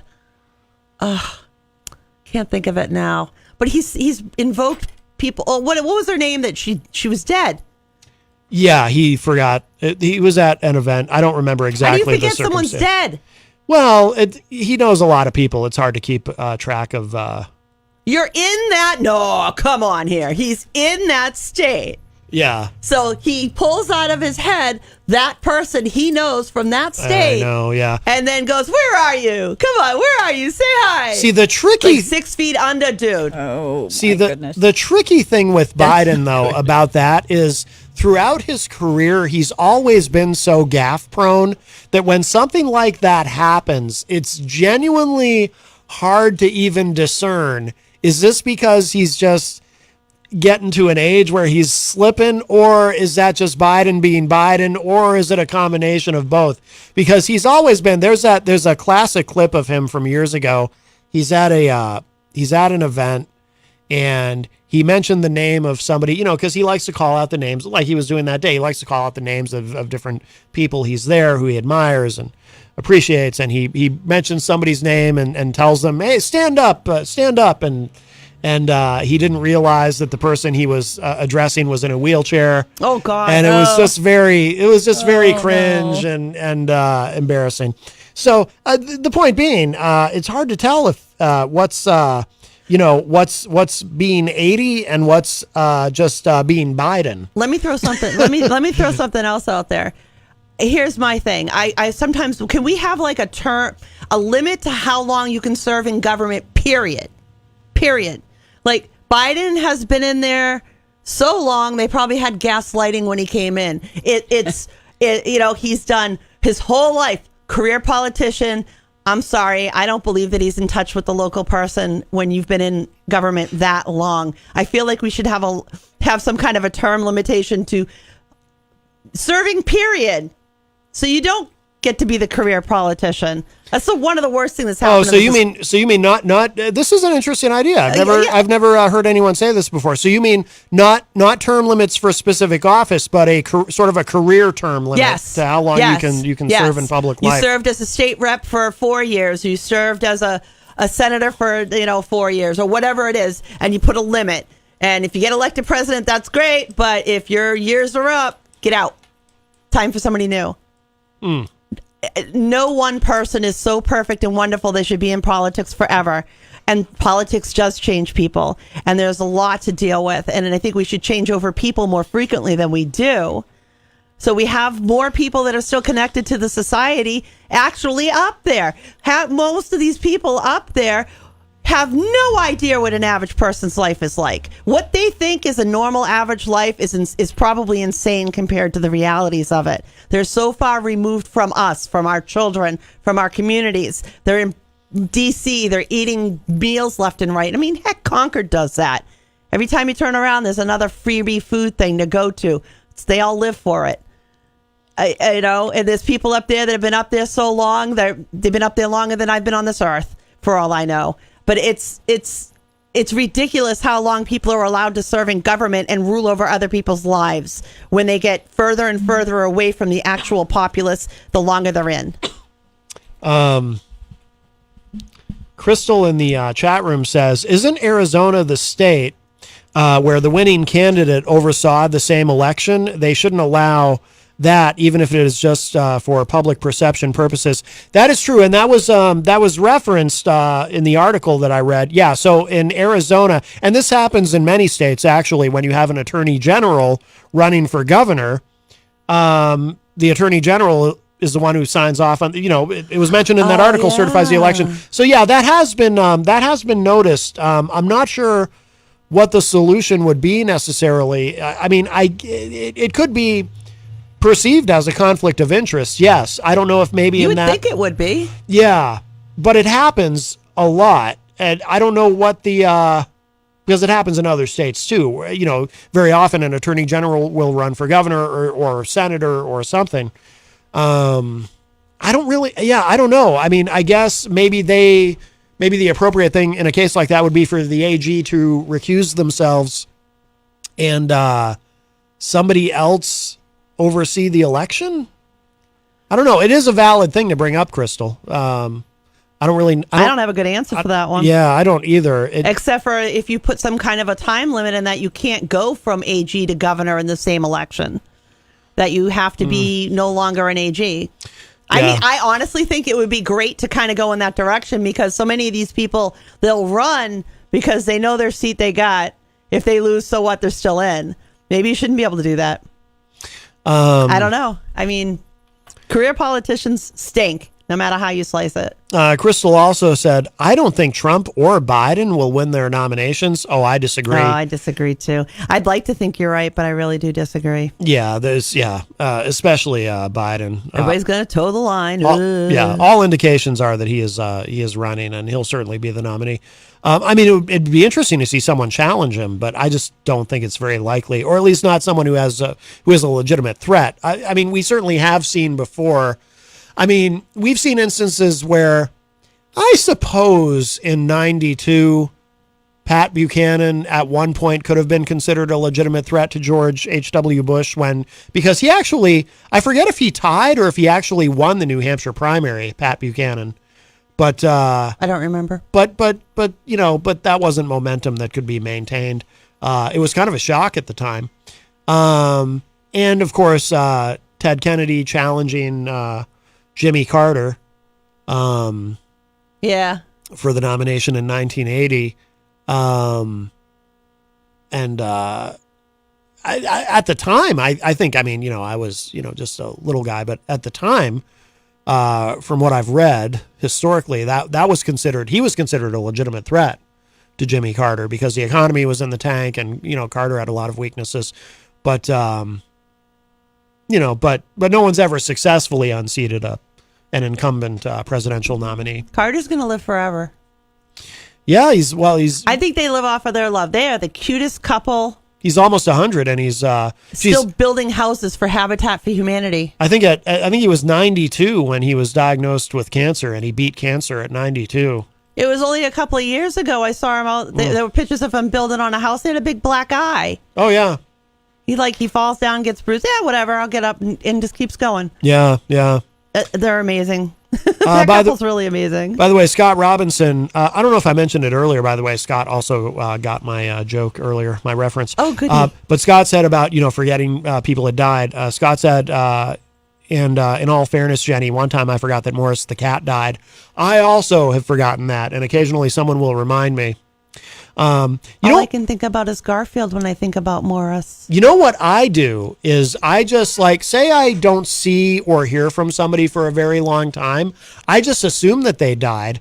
And then that way, if I do see them or run into them or I hear from them suddenly, it's like a happy surprise. It's like, oh, you're still here. I just assumed you were dead. That's so wrong. No, it's great. Because then it's like, oh, I'm so happy you're alive. This is not great. Whereas otherwise, I might have just taken it for granted. Do you see what I put up with? I think it's glass half full. No, I mean it's glass half empty until something's poured into it, I suppose. But I think it's a great. I think everyone should do that. It's just so much fun. Stop it.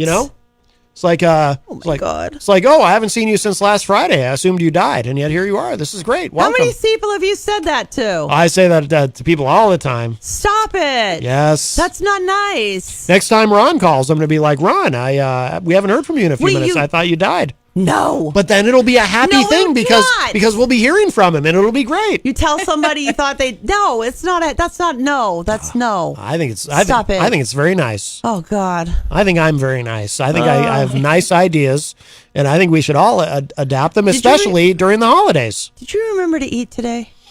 Yes. Did I remember to eat? What kind of a question is? This conversation reminds me of a moment in Raiders of the Lost Ark, where Indiana Jones sees his friend. His friend comes to him and says, "My friend, I'm so glad you're not dead." It's that kind of thing. Yes, and it's a nice thing, right? When you realize someone's not dead. It's funny. Yeah. Oh, it's great. Well, everybody I knew and love is dead, so there you go. Yeah.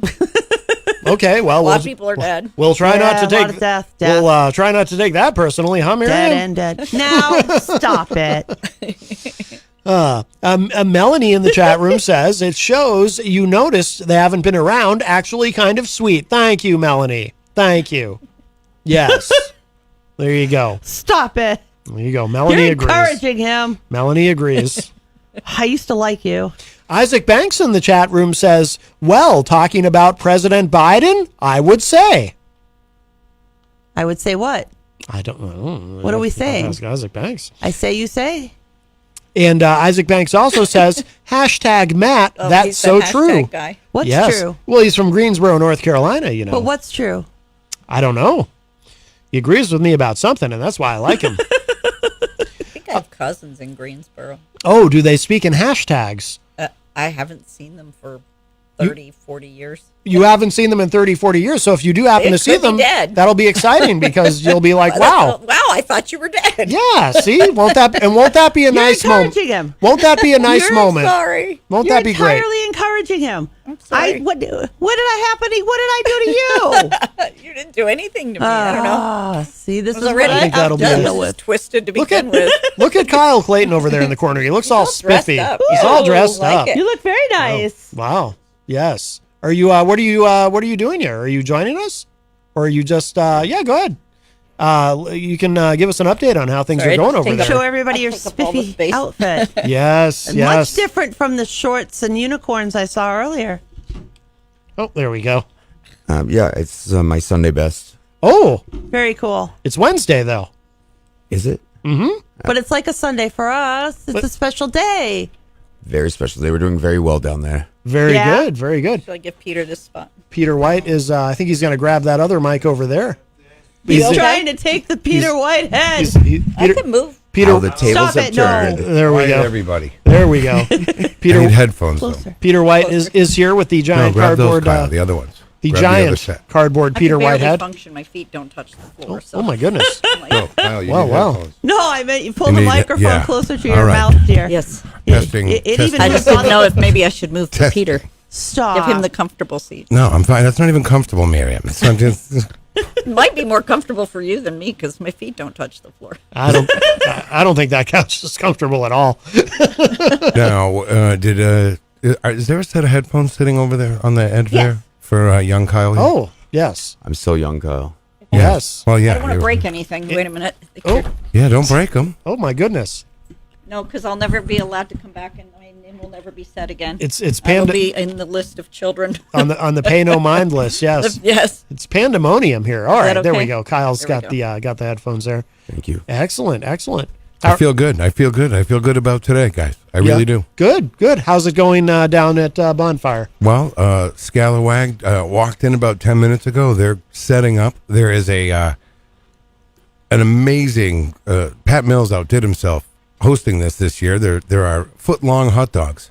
The spread is And these immaculate. aren't your regular hot dogs. These are large, girthy, delicious dogs. Girth is the word, yes. Yes. Girth is the word. Wow. No, they're thick. Borderline Oh, oh. intimidating, yes. Wow. Somebody else bringing up the word thick. I know. This is the second time It today. is. And we talk about hot dogs quite a bit.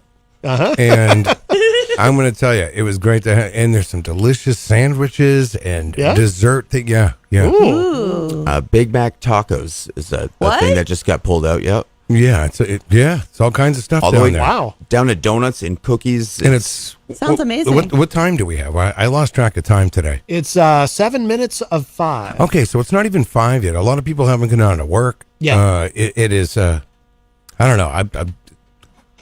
You look blown away. I am. It's amazing. People are already starting to come down there. Absolutely. And I thought it was 10 p.m., so that's a shocking result there. It's been a long day, but yes, we're just apparently starting round 2. But it's, You legit thought it was 10 o'clock at night no, right I now? didn't legit, but it feels like it's 10 o'clock. It's dark out. It's been a long day, but it's yeah, Stupid daylight savings time. well, it's gone now. We don't have to worry about that. Well, if anyone, we invite everybody to come on down to Bonfire Country Bar down here. There's a big giant Santa Claus in front of the place. You actually have to go under the arch. Oh. Yeah. That's He's exciting. like I said, he's outdone himself. It's like Christmas land in there. It's amazing. No kidding. Yeah. Oh, wow. I Very can't wait cool. to see it. Yeah, yeah. Yeah. Yeah, And no, I can't either.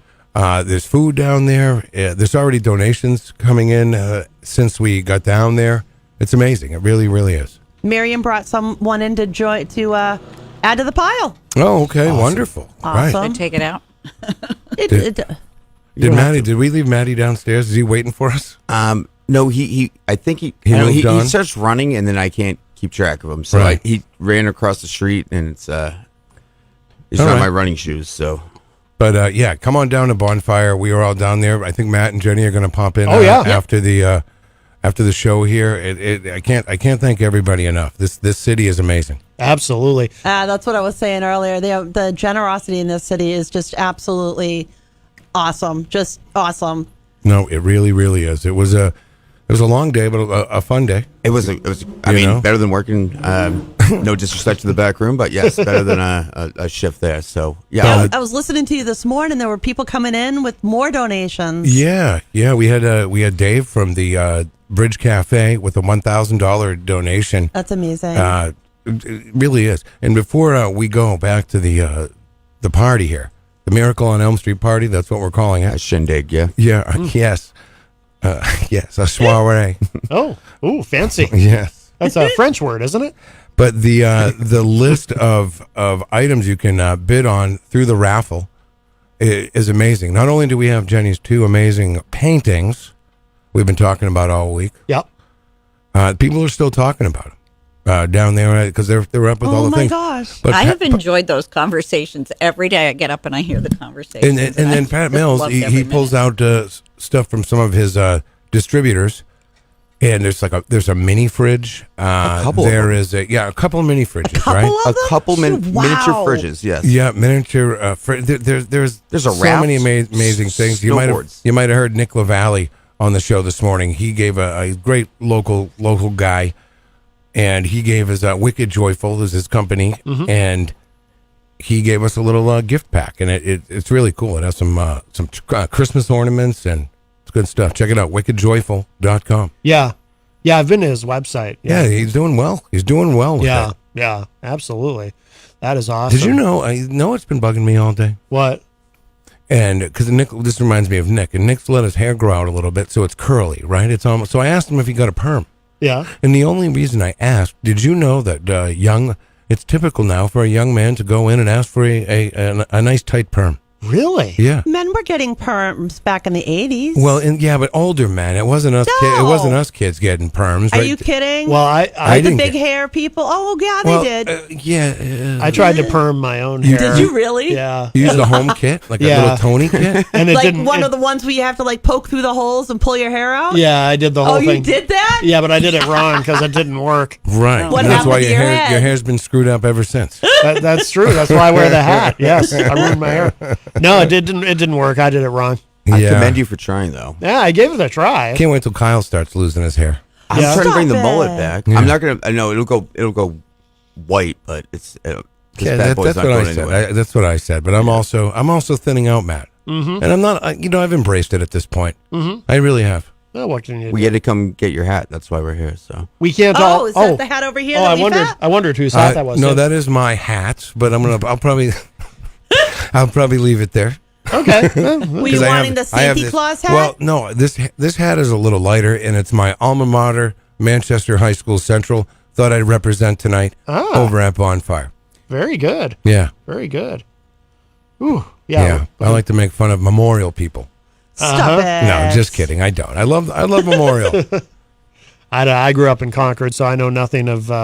It's a big rivalry over the years. Is it really? Yeah. Yeah. Oh, yeah. Memorial versus. All three of the big high school. West, Central. West at one point was a very big a contender, if you will. Do they ever fight like in West Side Story? Like exactly like that. The clinking really? the bottles and everything. Believe me, I used to hear stuff of rumbles. Wow. Rumble, yeah. I got to check that out. You guys really use that word up here? The rumble. Yeah. Well, so they dance and then they fight? Rumble. Or they fight and then they dance, or what? I don't think it's dancing. Oh, no. That's It's, no fun then. Well, there's a break It's a because you have to- rumble. you have to It's a group fight. Oh. You have to switch outfits from your dancing outfit to your fighting costume. Oh. Yeah. Who even has the time? You don't want to dance in your fighting leathers. Yeah, that's true. That's true.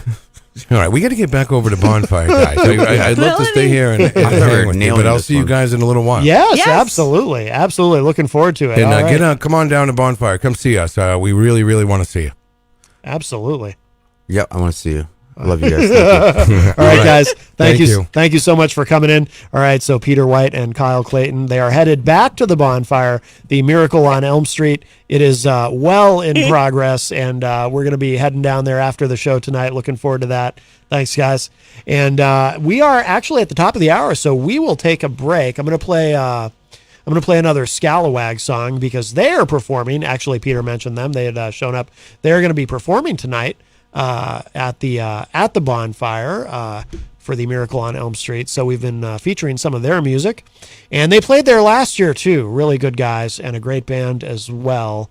Let's see. I want to find a song that I haven't already played because, like I said, we've been featuring their music. Let's see.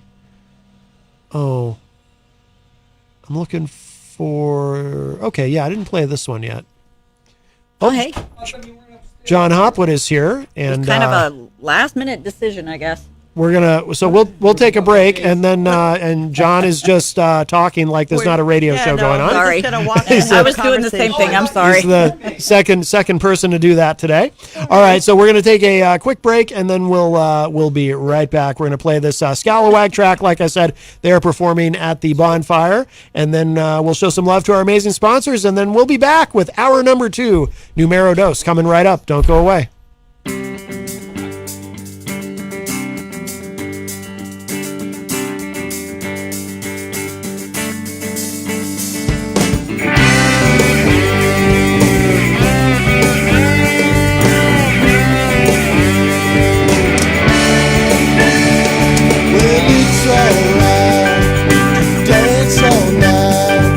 Shine your light, see, 'cause you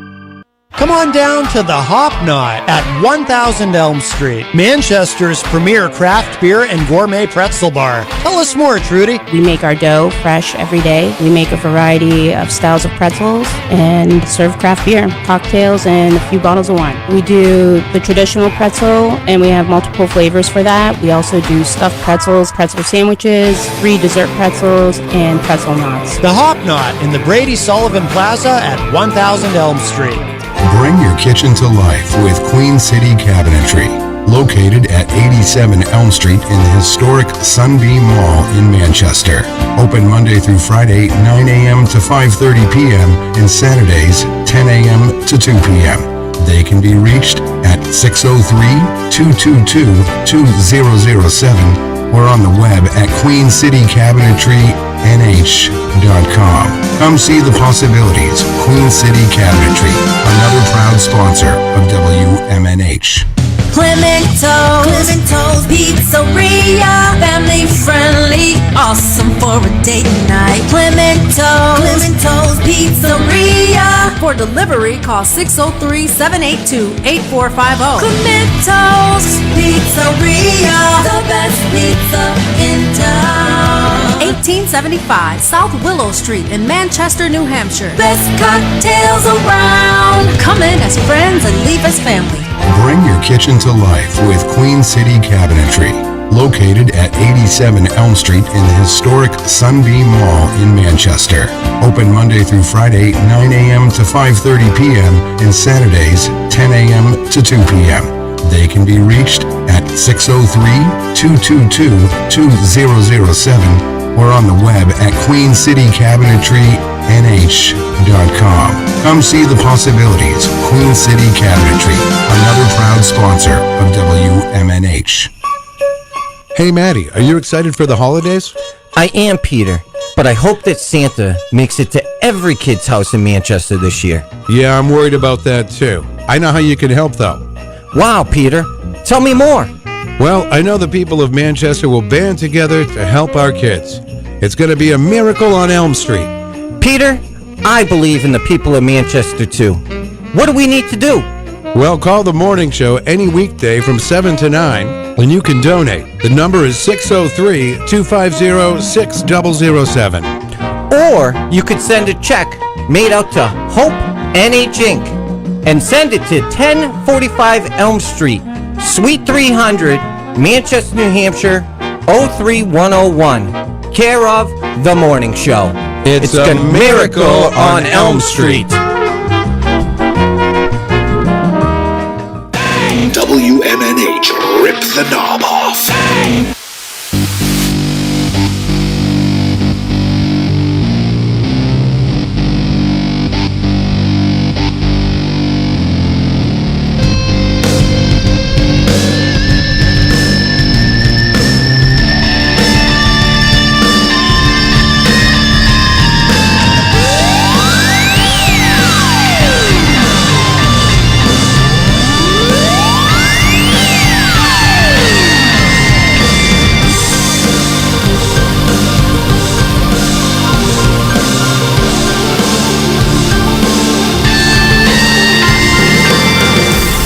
Welcome back, everybody, as we are well in hour number 2, numero dos of Matt Connarton Unleashed, and we are live from the studios of WMNH 95.3 FM in glorious downtown Manchester, New Hampshire. Also on Comcast 97 if you're in Manchester, and hello to all of our online listeners across the nation and around the globe. You can go to my website, mattconnerton.com, for all of your live streaming options, social media links, contact info, show archives, etc., etc. Today is Wednesday, December 7, 2022. Jenny is here with us at the news desk. Present and accounted for. Miriam has joined us on the couch. Hello. And also hanging out with the giant cardboard Peter Whitehead in the corner. What the hell is going on over there? Well, I'll go ahead and hit your theme music there while you get situated. I think that's still on. Oh.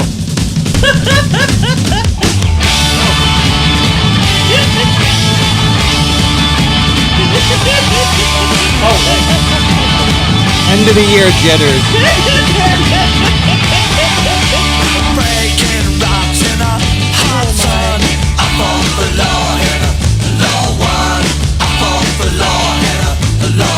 There he is, John Hopwood.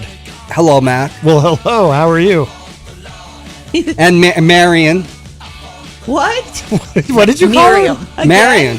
Again. Doesn't he, Marion? I thought you called me Marion. Oh, that's right. You're Miriam, the librarian. Miriam, the Miriam. librarian. I think you should call her Maid Miriam. Miriam Delirium. But it's Maid Marion. It's not Maid Mariam. But her name is Miriam. Well, but I call her Miriam. Did you just Woman say? librarian. We have a thing about Robert Preston. Oh, I didn't know. Oh, it's a Robert Preston thing. Come on, girl, do 76 your trombone. Peter Cook. Wow. All right. Well, now I'll be you're on. Dudley Moore. Sorry, we didn't know you guys had an inside thing. Right. It's his inside thing. He just, I don't know, he played some stuff from Oh boy, We're beyond the from fringe. the Music Man. you don't want to let us in on the inside thing. Then it's not an inside thing anymore. Then it becomes an outside thing. We also found out that we're both beyond the fringe. Beyond the fringe. Innies are better than outies. Okay. Oh. Yeah, no. Yeah, Are we outies. talking about flatulence? It's still early before Christmas. Sounds like you're talking about belly buttons. Oh my gosh. Well, yeah, we could go there. Oh, my goodness. Yes, we know the discussion. No, you know, in the holidays, like Thanksgiving, there's always the problem how to deal with like a flatulent, relative, things like that. Not that I'm aware of. That might be something for your So unique glad to I don't you. have a lot of relatives that visit me. I don't have any. I don't have any. Maybe because I'm Yeah. maybe because I'm flatulent. I don't know. Maybe. Well, I believe in Audi. When it comes to I like their cars. Yes, yeah. Well, I do.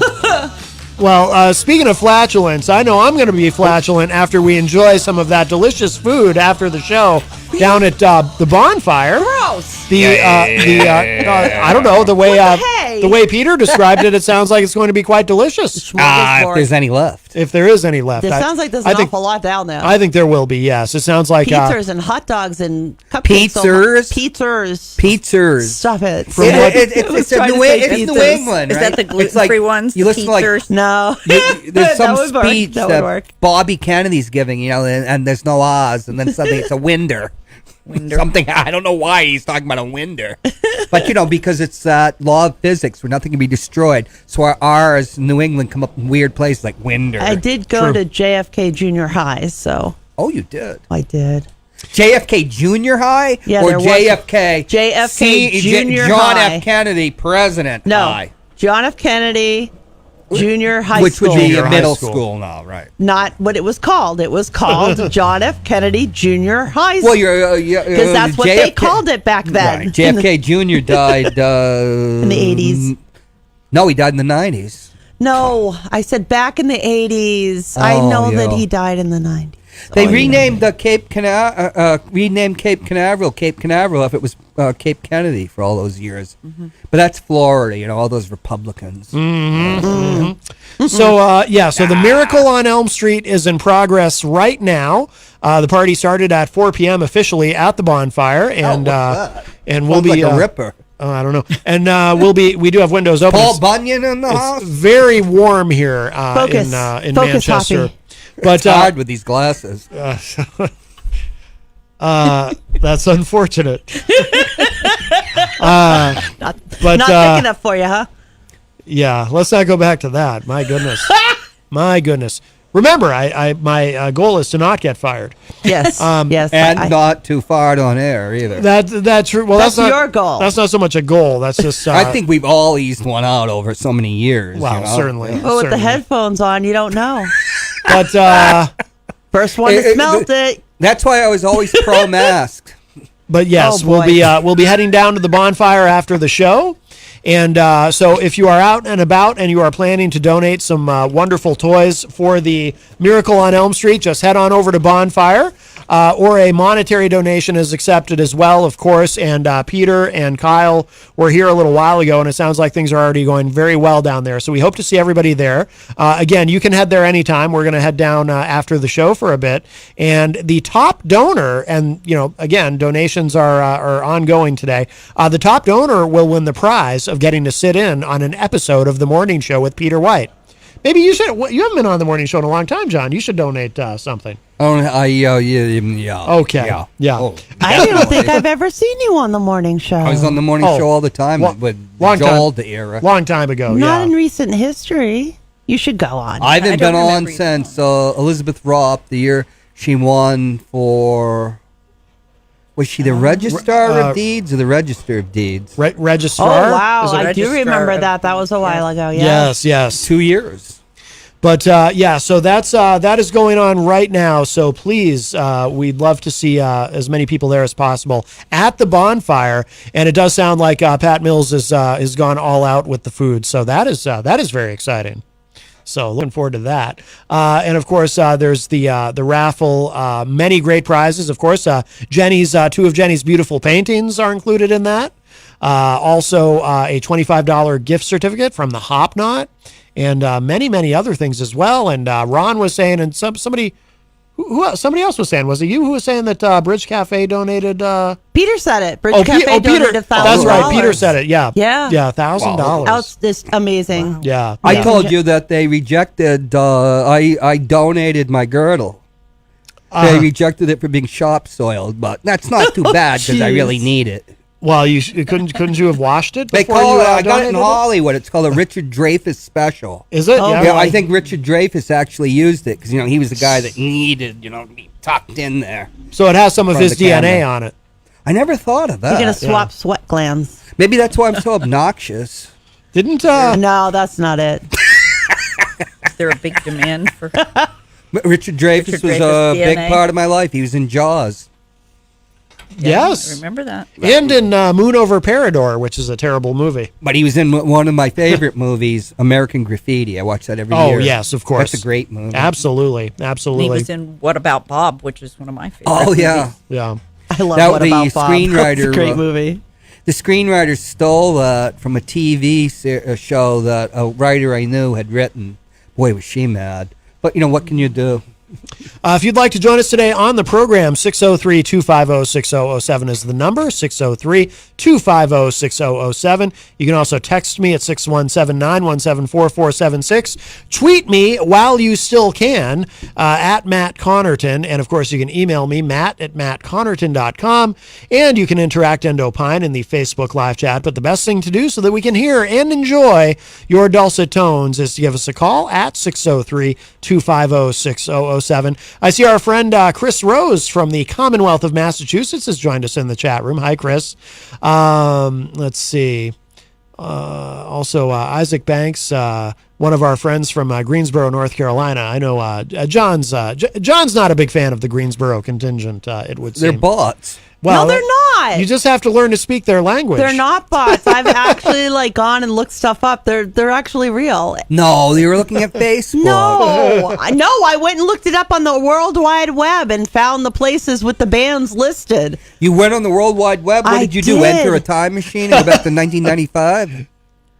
It's 2022, dear heart. Why would I want to do that? Oh, did you? These are you could have discovered people. the information superhighway while you're at it. No, that was who was that did that? Al Gore did. Al Gore, that's he created right. Al Gore, the yeah. Superhighway when he was in military intelligence as a sergeant back in 1969. Isaac Banks in the chat room says, "Hello, hashtag Mr. John." Oh, Mr. John. Mr. John, that's a new name. I think that's very nice. I think he's trying to be friends with you. Well, this is Matt Connarton Unleashed, so I will rein in the commentary. No, you can. You don't have to rein in You don't have anything. to rein in anything. Oh, wouldn't it be great if I could just say a string of expletive deleters? No. Like Jerry Springer. Well, in that case, I guess you do have to rein things in if that's what you're would like to do. Jerry Springer was making a mea culpa a couple of weeks ago. I'm responsible for all this garbage TV. But it used to be when you would watch it, was fun, but then it became all just bleeping. Oh, yeah. When it was like, I slept with my second grade teacher's hamster and impregnated it. It became all that. Wow. Right. Who was the guy? Maury Povich was the impregnation guy, right? Yes. Oh, yeah. He still does that. You are the father. You are not the father. Yes. He was once a respected journalist. I know. I remember when he first Married came the on air, he would talk about real topics. I watched him. I watched Phil Donahue. Right. He's real like Phil topics, Donahue. real things. And now he's just like Springer Jr. Well, I haven't seen him in years. He's been doing that for many decades. Yeah. But Springer got canceled a few years ago. But, he'd already played that out. Yes. It took an awful long time for that to play out. Yeah. That's sad. It's like H.L. Mencken said, nobody ever went broke underestimating the intelligence of the American people. Seriously. Yeah. Well, look at Trump. We have a little bit of breaking news. Speaking of Trump, CNBC.com reporting Trump's search team finds at least 2 classified documents outside of Mar-a-Lago. Oh, did Kanye pick them up while he was inveigling about wonderful somebody we won't name? I'm sure they were having a joint oogling over what they could disseminate of white supremacy or Nazism Well, it says here, garbage. So some key points from this. This is bizarre to me. A team hired by Donald Trump discovered more records marked classified outside Was this one of his residence. He doesn't have siblings, does he? Yeah, but outside of his residence, where? I mean, the family. How many daughters does he have? He's got 3 baby mamas. Yeah. He has 3 baby mamas. The Washington 2 Post. sons, No, 2 daughters, 3. 3 sons. Okay. The Washington Post first reported that a team hired by Trump found at least 2 items marked classified in a West Palm Beach, Florida storage unit used by the former president. That's that's the lowest level. Although they did create a level below that to get whistleblowers. But we won't go into that. It's confidential, secret, top secret. But then they created, when there were whistleblowers, like that, the TSA, they created, this is actually a classification that we don't really have, and you are now, we're going to arrest you to shut you up. So this must be, that's really low level crap. This is just amazing to me, though, that, so this is a team, because I know that they were doing something where Trump had hired a team, and they actually invited the Justice Department to come and observe, like, watch this team do this search, and then you'll be happy that you got everything right. Oh, I thought you mentioned in the White House, right up to the end, he thought he was going to be president. Well, true. So they were just throwing the stuff in the boxes, Yeah. There's a TV series from 1977 where Jason Robards played a Richard Nixon character, and Andy Griffith was the LBJ. And he goes in to see LBJ on the day of the inauguration. And Andy Griffith, as LBJ, has all these boxes right in the Oval Office being ready to be taken out. Yeah. So I guess, that is, he was... They were packing the stuff the very day, Yeah. It says here, a team hired by Trump discovered more records marked classified outside of his Florida residence, which was raided in August by the FBI searching for such documents. The Washington Post first reported that a team hired by Trump found at least 2 items marked classified in a West Palm Beach, Florida storage unit connected to the former president. Those items were immediately turned over to the FBI, according to the Post. The New York Times later published a similar report about the search and discovery, saying people close to Mr. Trump had said earlier on Wednesday that no classified material had been found during the searches, a claim that was later proved incorrect. And which is against the law, 5 years felony because of Trump and his hatred of Hillary Clinton. Mm-hmm. Got that through and signed it. Yes, the irony is delicious. But see, you have to understand if it's the glove box in his Bentley, or if it's some U-Haul storage facility, it becomes a secure, compartmentalized intelligence, a skiff facility. Yeah, just because he wills it. Yes. And he can do this retroactively too. Yes. Oh yeah. Well, I didn't know it was there.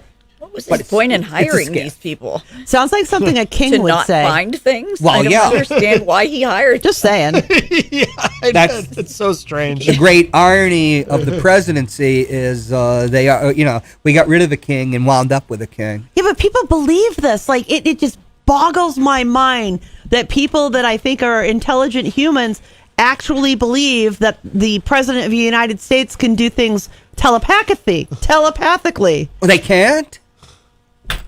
You're not helping. Well, he can declassify things telepathically, but I'm not sure that he can somehow transmit them to a storage unit in Florida telepathically. I think that someone has to physically handle the documents for that to happen. Now, I'm being telepathically sent a message by Maid Miriam. Oh, yeah, you have that Preston thing. Yeah. That's right.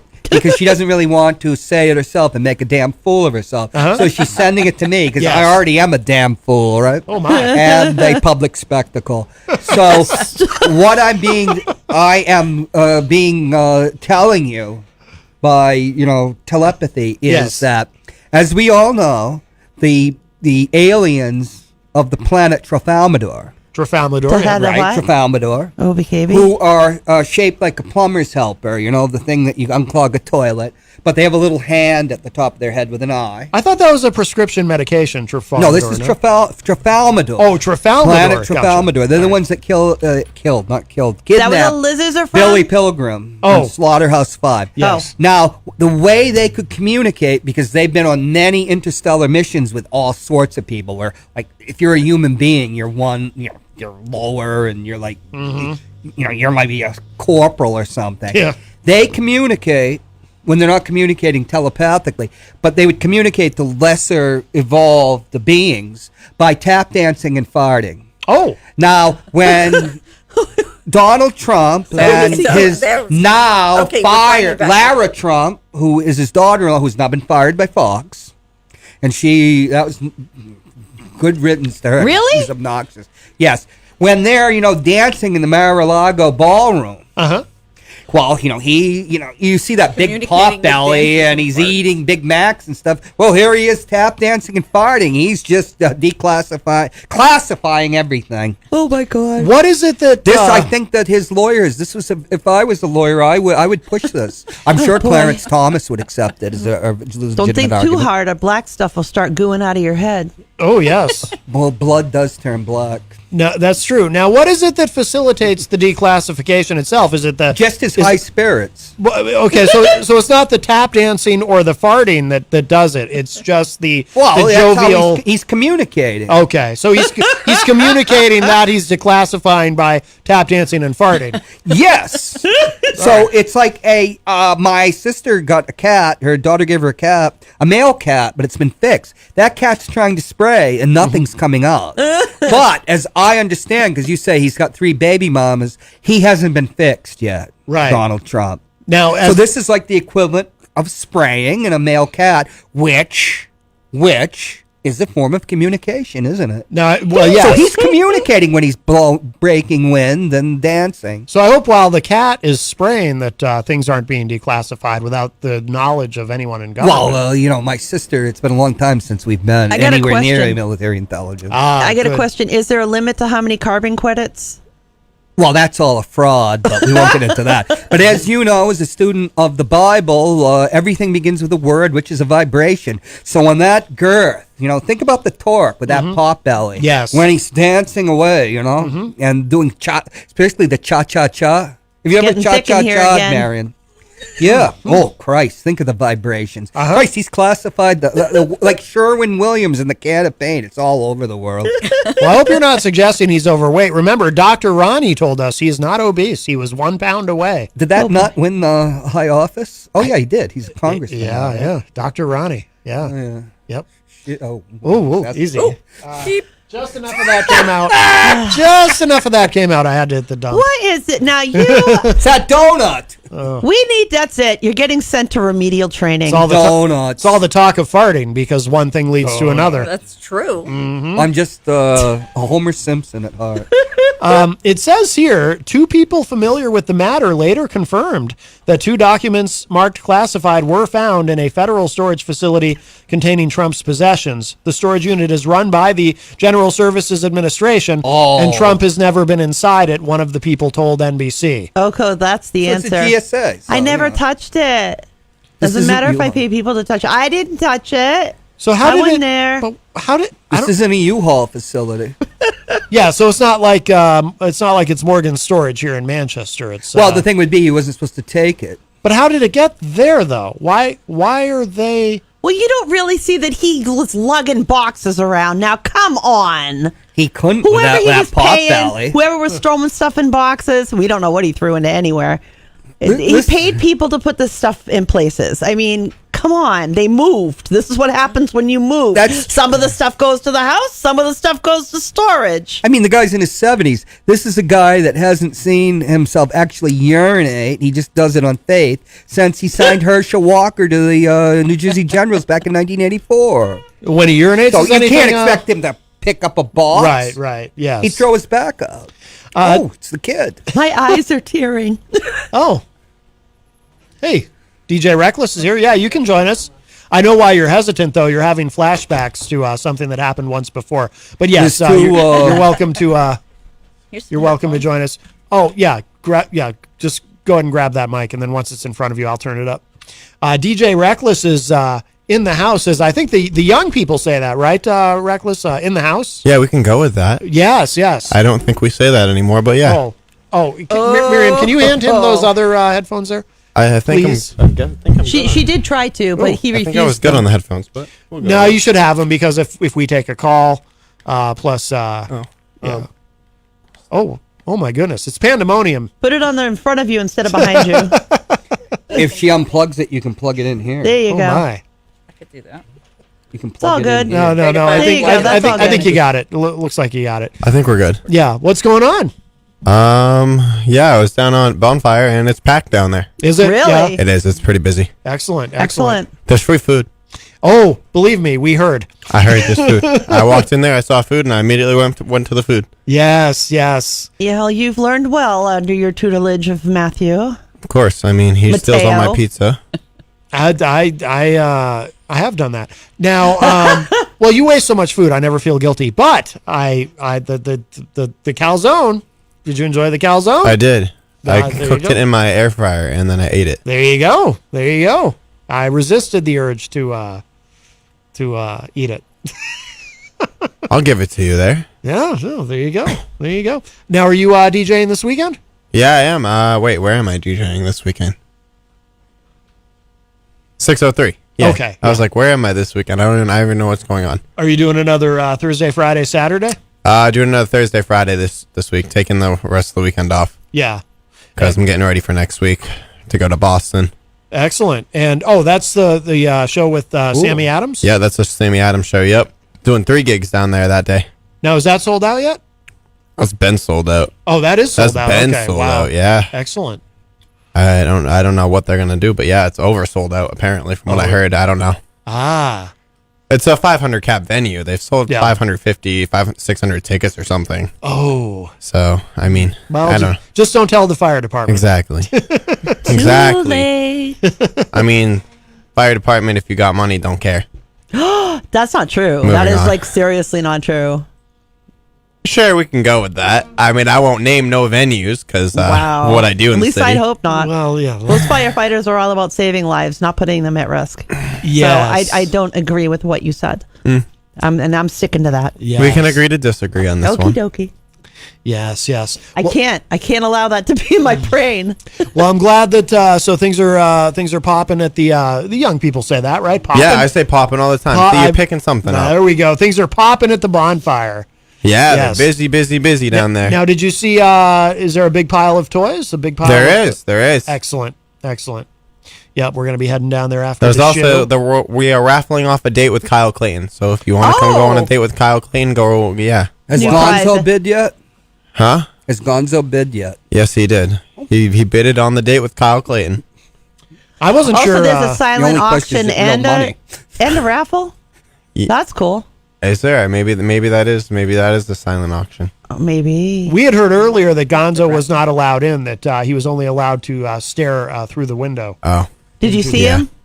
I did. Was he allowed inside? I was close. I was very close up with him. He was allowed inside. Okay. All right. Well, very Snuck good. in through the back. He snuck in. I had to let him in through the back. I can't let my Did you friends. smuggle him in?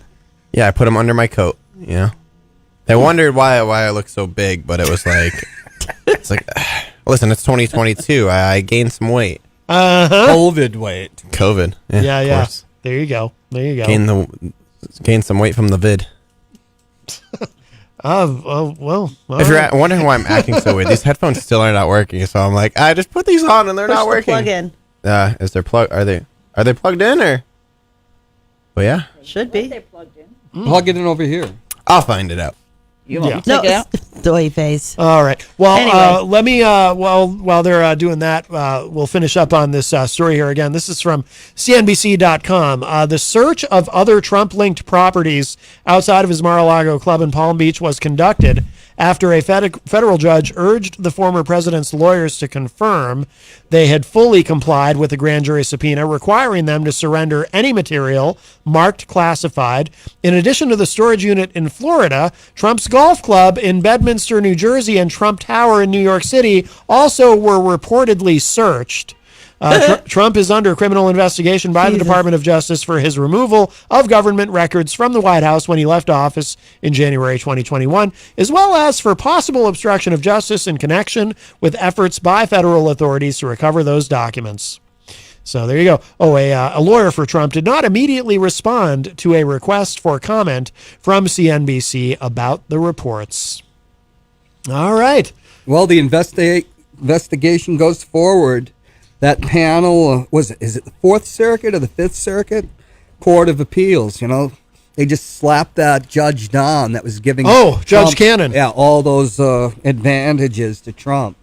And they were all appointed either by Bush or Trump himself. You know? Oh, yeah. That is Just true. they're saying the behavior is outrageous. Yes. To impede FBI investigation into, something related to national security. Yeah. Unprecedented. Oh, yeah.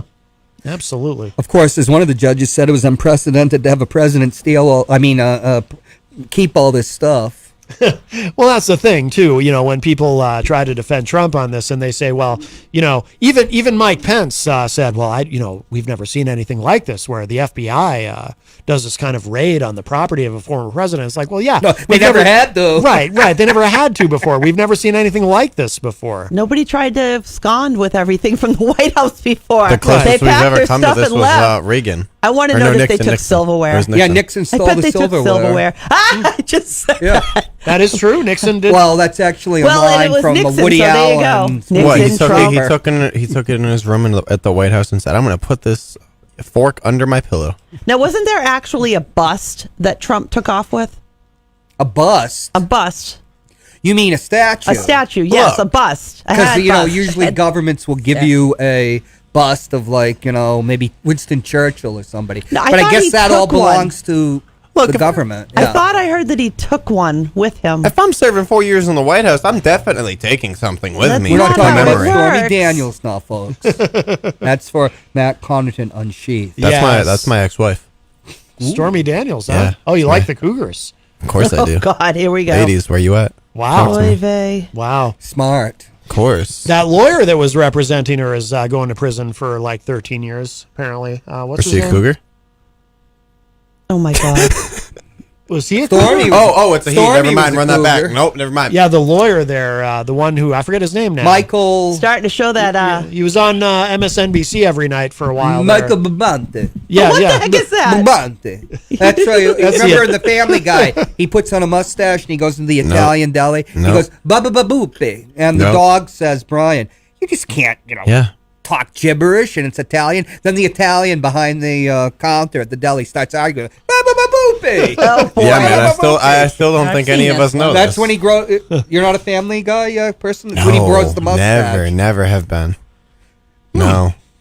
It's never. You probably didn't even watch the movie about the talking teddy bear, right?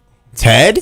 Ted, yeah. Don't you ever disrespect me like that. Of course I watched Ted with Mark Wahlberg. That is That's from his. How old were you? The Family Guy people. That's from The Family Guy, yeah.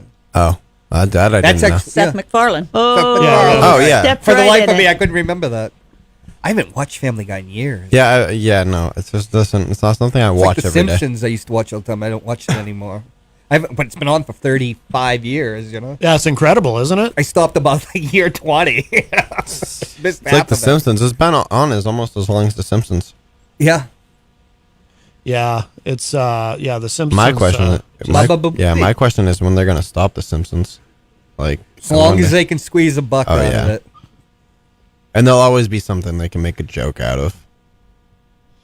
603-250-6007 is a number if you'd like to join us. 603-250-6007. One other quick thing. A quickie? So apparently no, that's for the other show. But Moving on. apparently You and your cougar talk. So the White House is calling it, this is from thehill.com, the White House is calling it a mistake to repeal the troop vaccine mandate, but won't say if Biden would veto the defense bill. The White House today called it a mistake to repeal the COVID-19 vaccine mandate for military service members through the annual defense policy bill, but officials stopped short of saying Biden will veto the legislation. Press Secretary Karine Jean-Pierre said, quote, "What we think happened here is Republicans in Congress have decided that they'd rather fight against the health and well-being of our troops than protecting them, and we now believe that is a mistake. What we saw happen on the NDAA as it relates to the vaccine mandate, making sure our troops are prepared and ready for service is a priority for President Biden. The vaccination requirement for COVID does just that," unquote.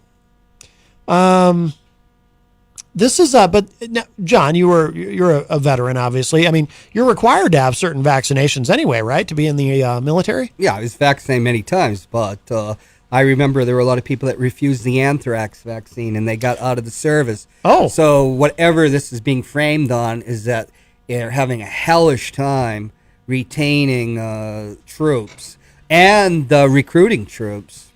I mean, the Navy just had to dumb down their standards yet again, you know? Really? I mean, the ASVAB, I got the 98th percentile, and they're taking 10%. I mean, that means, you know, like, which, you know, infantry, right? But in the Navy, you got to be a little smarter, you know, so you don't, like, fall overboard. And they have to, you know, circle the ship around to get you. Right. So, you know, it's sure it's politics, but there is a thing about retention because, you know, the people are resisting. But I know people that got out of the service, 3 people, in fact, 2 officers and another person. They didn't want the anthrax vaccine.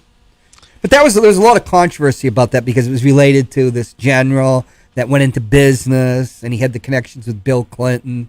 So all these stories that you hear now, they've always been, they existed before in different ways. Like the Pizzagate thing, they had that variation of that back in 1989-90, except it was George H.W. Bush. But it's just the intensity of it all is different because of, what did you call it? The World Wide Web? Yeah. The World Wide biggest Web. thing, really, in communications, the Gutenberg. Seriously. Printing press. Oh. Yeah. Even radio and then TV, with the huge impact they have, hasn't had the impact of the World Wide Web. WWW. Also, another quick thing. This is from Mediaite. GOP Representative Paul Gosar deletes tweet agreeing with Trump's call to terminate the Constitution. Oh boy! Jeez, Well, how can you argue with that? we're so far into the. I would, zone. if I had agreed with him, I would delete the tweet too. I wouldn't want to come across as a Why would a anyone agree tweeting with twit. Well, obviously he doesn't. He got rid of it. Apparently, that oath didn't mean a whole hell of a lot to him. But if you watch Mitt Romney, they're talking to him about it, and he just screws up a word where if you could just focus on that, you could make fun of him too. Yeah. But you're not going to do it because it's Mitt Romney, and I would. I'm only kidding. Mittens of Utah. Is he how kind of we like call him. screws it up, Yeah. where he's defending the Constitution, but he says like one word, a word right. What? But he keeps going on talking about why other Republicans other than him aren't calling people out on that. Now, I said, I think it was yesterday on the show, the days all blurred together, but I had kind of a unique take on the whole thing. You do? I kind of shrugged at the whole thing, Trump's Truth Social post, because it was incoherent. Well, yeah, and it was just to me, it was like, yeah, this is totally on brand for him, and it's just the blitherings of an idiot. of someone it's so who's sad that where your brain goes. A blithering idiot. It was just ridiculous. Yeah, I mean, so I wasn't even I wasn't outraged. Like, I mean, some people are outraged. I thought it was outrageous. I was angry. I mean, I wasn't. I couldn't even be bothered to be angry just because of who it is. And that's exactly why I am angry. You took the oath. It was incoherent. Do you think he knows what the Constitution is? I don't even think he took I don't even know if he really took the oath and understood it. There is an aspect of taking the oath that requires you to understand what the heck you're doing. Not really. I can name you many presidents that didn't understand. Warren G. Harding, for instance. I mean, we can bring up Biden who can barely put a sentence together. No. I just don't think he has any idea what the law is because, he was a very rich man's son. He was given his fortune, and he was surrounded by lawyers. Roy Cohn, he has this mafia sensibility. Roy Cohn was a mafia attorney. Not he was in the mafia, but he was defended the mafia. No such thing. This has been my thing with Trump because organized crime. He grew up with anything he ever wanted being handed to him. And when you look at him and you look at the way he acts, he's the kind of guy that when something goes wrong, he throws a temper tantrum until it goes his way. And that's what he's used to. He's used to putting up enough of an argument and then you're going to make it be my way. This is the first time probably in his entire life that he wasn't able to bully it into his own position.